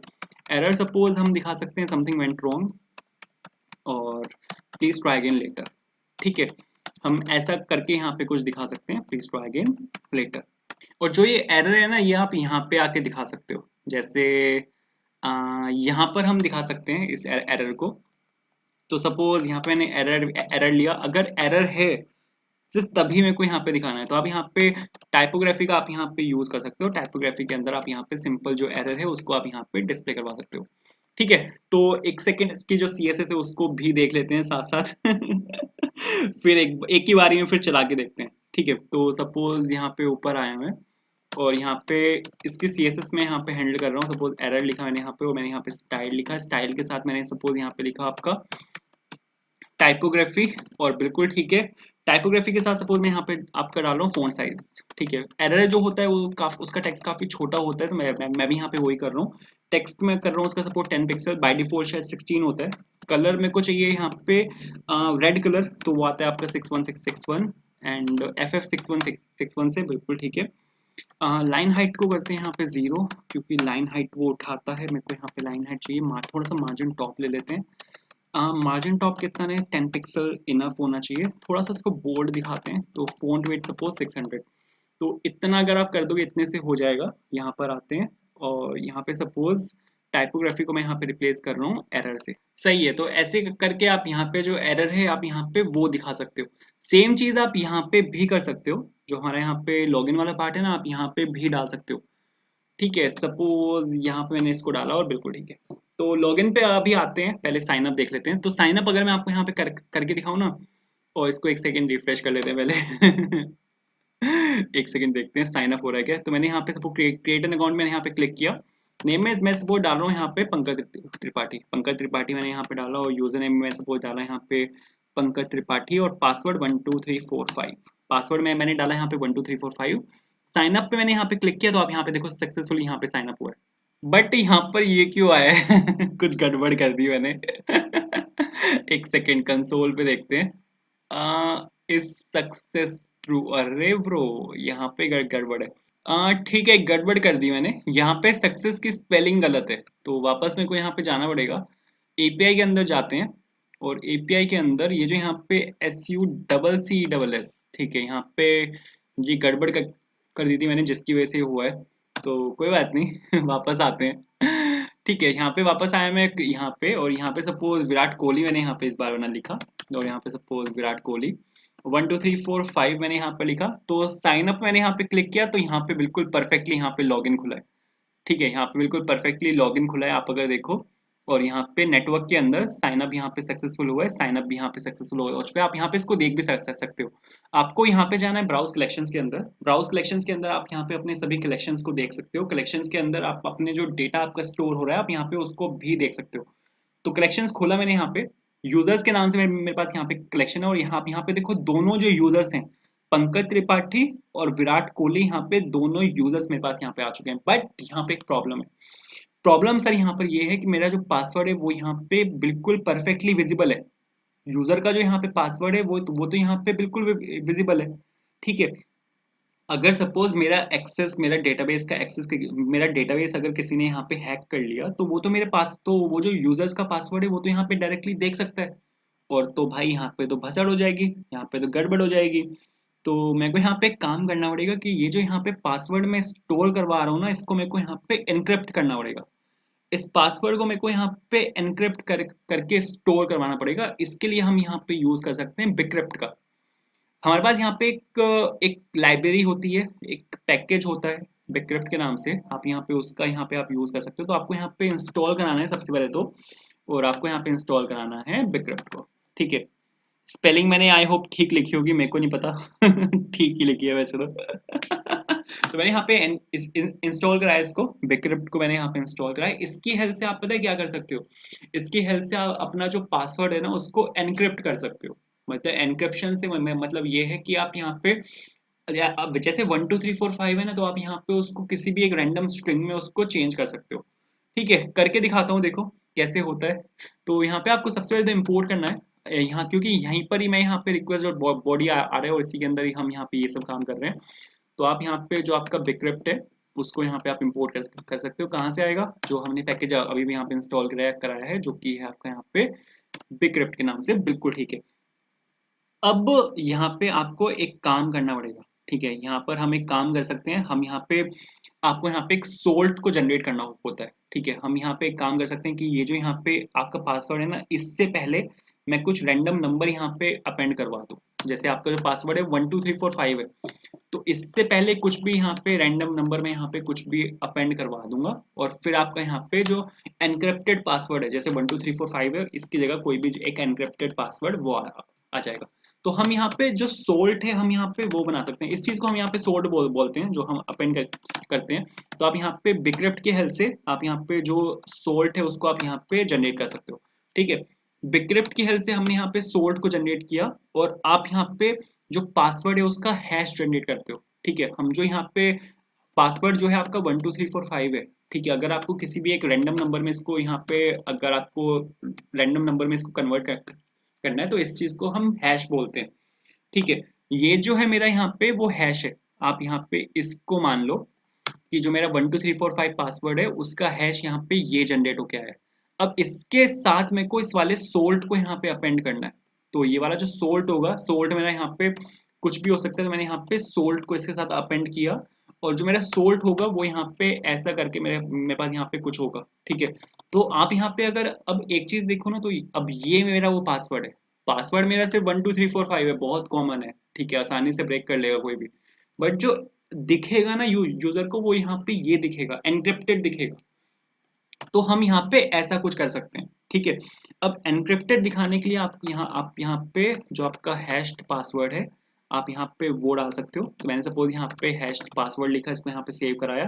अब वेट लगाना पड़ेगा क्योंकि यार इसमें टाइम लगता है, वो पूरा हैश वैश सब जनरेट करता है। इसके अंदर एक हैश यहाँ पे फंक्शन होता है। किसका आपको हैश जनरेट करना है, पासवर्ड का करना है। पासवर्ड कहाँ से आएगा, रिक्वेस्ट के अंदर एक बॉडी है और बॉडी के अंदर एक पासवर्ड फील्ड है, वहां से पासवर्ड आएगा। क्योंकि रिक्वेस्ट एक ऑब्जेक्ट है, ऑब्जेक्ट के अंदर मेरे पास बॉडी आएगी क्योंकि रिक्वेस्ट मेरी यहाँ पे पोस्ट एपीआई है। पोस्ट एपीआई की बॉडी आती है और पोस्ट एपीआई की बॉडी के अंदर मैं यहाँ पे पूरा एक ऑब्जेक्ट पास कर रहा हूँ, जैसे कि मैंने आपको यहाँ पे दिखाया भी था। पेलोड के अंदर मेरे पास यहाँ पे पूरा ऑब्जेक्ट जा रहा है। अरे ब्रो, ये भी गड़बड़ है यहाँ पे। यहाँ पे PA SSS लिखा हुआ है मैंने, इसको मेरे को चेंज करना पड़ेगा। सबसे पहले इसी को चेंज करते हैं। तो PA SSS नहीं होना चाहिए यहाँ पे, आपने PA SSS अगर लिखा हुआ है ना, इसको आपको PASS लिखना है। भाई कितनी गड़बड़ के करी हुई मैंने, कोई बात नहीं। ठीक है, होता है। तो यहाँ पे ये वाला जो पासवर्ड है ना, मैं यहाँ पे इसको एक्सेस कर रहा हूँ। तो यहाँ पे मैंने यहाँ पे लिखा request.body.password। अब इसके साथ मेरे को सोल्ट को जाके अपेंड करना है, तो आप यहाँ पे डायरेक्ट सोल्ट लिख सकते हो। ठीक है, एक और चीज है, अगर आप कितने नंबर्स का आपको सोल जनरेट करना है, जैसे 20 नंबर्स, 30 नंबर्स, 40 नंबर्स, आप यहाँ पे कुछ भी डाल सकते हो। 40 नंबर्स बहुत ज्यादा होता है, ये घंटों ले लेगा सिर्फ सोर्ट को जनरेट करने के लिए। तो इस वजह से हम यहाँ पे इसको एम्प्टी छोड़ते हैं। ठीक है, या एक काम और भी होता है कि यहाँ पे जो ये सेकंड आर्ग्यूमेंट होता है ना, ये बाय डिफॉल्ट यहाँ पे सोल्ट ही होता है। तो अगर आप यहाँ पे इसको कमेंट भी कर दोगे और यहाँ पे सिंपल आप 10 पास कर दोगे ना, तो ये समझ जाता है कि आप यहाँ पे सोल्ट जनरेट करना चाहते हो 10 नंबर्स का। ठीक है, तो आपको यहाँ पे अब ये पुराना सिंटेक्स है। अब आपको यहाँ पे सोल्ट अलग से जनरेट करने की जरूरत नहीं है, एक ही लाइन में आप हैश के साथ उस सोल्ट को यहाँ पे जनरेट कर सकते हो। मतलब वो इंटरनली कर देता है। ठीक है, अब यहाँ पे एक चीज है, अब यहाँ पे एक चीज है कि सर अब यहाँ पे जो पासवर्ड है आपका, उसको मेरे को यहाँ पे जो हैश्ड पासवर्ड है उससे रिप्लेस करना पड़ेगा। तो जो आपका यहाँ पे कौन यूजर है जिसमें पहले मैंने रिक्वेस्ट डॉट बॉडी डाली थी, अब यहाँ पे आपको ये नहीं डालना। यहाँ पे अब जो मेरे को फील्ड चाहिए वो यूजर नेम चाहिए। यूजर नेम के अंदर मेरे पास आएगा यहाँ पे request dot body dot user name, इसके अंदर से आएगा। फिर मेरे पास यहाँ पे नेम चाहिए मेरे को, वो आएगा आपका request dot body dot name से। फिर मेरे पास यहाँ पे पासवर्ड चाहिए। पासवर्ड होगा अपना यहाँ पे हैश्ड पासवर्ड इस केस में। ठीक है, request dot body dot password नहीं होगा क्योंकि उसको मैंने यहाँ पे चेंज कर दिया आपके हैश्ड पासवर्ड से। तो सर बिल्कुल ठीक है। और यहाँ पे पता है एक और चीज है, यहाँ पे जो जनरेट सोल्ट है ना, ये हर बार रैंडमली जनरेट होता है। अगर आप यहाँ पे पासवर्ड को अगर आप यहाँ पे सिर्फ हैश करते, ठीक है, मैंने यहाँ पे क्या किया, मैंने यहाँ पे पासवर्ड को मैंने यहाँ पे सिंपल हैश किया ना, तो हैश भी क्या करता है, अगर सपोज मेरा पासवर्ड यहाँ पे 12345 है। ठीक है, मेरा यहाँ पासवर्ड यहाँ पे 12345 है ना, तो 12345 का सपोज यहाँ पे ये जनरेट हुआ है हैश। तो अगर दूसरा कोई और यूजर है, उसका पासवर्ड भी अगर सपोज 12345 है ना, तो उसका जो हैश होगा वो ये नहीं होगा, अब वो डिफरेंट होगा इस केस में। ठीक है, तो यहाँ पे जो सपोज हैश होगा, तो वो यहाँ पे सपोज कुछ भी डिफरेंट होगा। तो यहाँ पे क्या होगा, अगर सपोज हैश पासवर्ड सेम है तो अब हैश भी यहाँ पे डिफरेंट जनरेट होगा। तो क्रैक करना थोड़ा मुश्किल हो जाता है इस केस में। मतलब ठीक है, अच्छी प्रैक्टिस है, करना चाहिए। तो यहाँ पे मैंने ये लिखा, बस यहाँ पे यही चेंजेस थे, आप इसको यहाँ पे सेव कर सकते हो। वापस चलते हैं। जो यूजर्स हैं उसको मैं यहाँ पे डिलीट कर रहा हूँ, क्योंकि ये पासवर्ड यहाँ पे खुले घूम रहे हैं, इसकी मेरे को ज़रूरत नहीं है। तो आप यहाँ से इनको डिलीट डिलीट कर सकते हो, क्योंकि अब मैं यहाँ पे स्टोर करवाने वाला हूँ आपका हैश्ड पासवर्ड। तो वापस चलते हैं सर, यहाँ पे इसको मैंने यहाँ से रिफ्रेश किया, रिफ्रेश करने के बाद क्रिएट क्रिएट एन अकाउंट पे गए। यहाँ पे सपोज मैंने लिखा पंकज त्रिपाठी, और यहाँ पे सपोज आ गया आपका पंकज त्रिपाठी 1 2 3 4 5, आपका यहाँ पे पासवर्ड आ गया। साइन अप किया मैंने, यहाँ पे 200 आया, बिल्कुल ठीक है। अब आप यहाँ पे देखोगे तो यहाँ पे पासवर्ड सिर्फ एक ही बार यहाँ पे फील्ड गई है। बट अगर अब मैं आपको यहाँ पे जाके दिखाऊँ ना, इसको यहाँ पे रिफ्रेश करता हूँ, तो यहाँ पे अगर आप पासवर्ड देखोगे तो यहाँ पे हैश्ड पासवर्ड आएगा। डॉक्यूमेंट एक बार लोड होने देते हैं, आप यहाँ पे देखो पासवर्ड यहाँ पे हैश्ड पासवर्ड आया। पासवर्ड बहुत सिंपल सा है, 1 2 3 4 5, बट यहाँ पे आप देखो यहाँ पे क्या स्ट्रिंग आई है। तो अब अगर कोई मेरा डेटाबेस एक्सेस अगर सपोज किसी के पास चला भी जाता है, ठीक है, अगर बाय डिफॉल्ट चला भी गया, सपोज किसी ने हैक कर लिया अगर डेटाबेस, तो वो ये पासवर्ड नहीं क्रैक कर पाएगा। तो एक सिक्योरिटी है, अच्छी प्रैक्टिस है, करना चाहिए।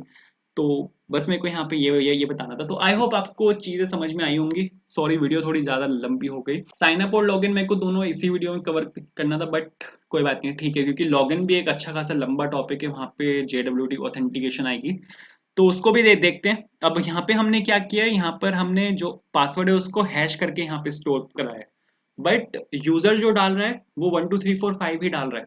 अब मेरे को इसको वापस से डिक्रिप्ट करना पड़ेगा, और डिक्रिप्ट करने के बाद मतलब इसमें को इसको वापस से, अभी तो एनक्रिप्टेड है, मेरे को इसको वापस से डिक्रिप्ट करना पड़ेगा और उसको यूजर के पासवर्ड से मैच कराना पड़ेगा, उसके बाद मेरे को लॉगिन करना है। तो नेक्स्ट वीडियो इंटरेस्टिंग है, ठीक है, वहाँ पे हम लॉगिन वाला पूरा सामान देखेंगे, लॉगिन करके देखेंगे। तो अगर आपको वीडियो पसंद आई है लाइक करना, अगर आपने अब तक चैनल को सब्सक्राइब नहीं किया, चैनल को सब्सक्राइब करना। आप हमें फॉलो कर सकते हैं टेलीग्राम इंस्टाग्राम पे, वहाँ पर आपको सर्च करना है code for interview. And thank you so much for watching this video, have a good day.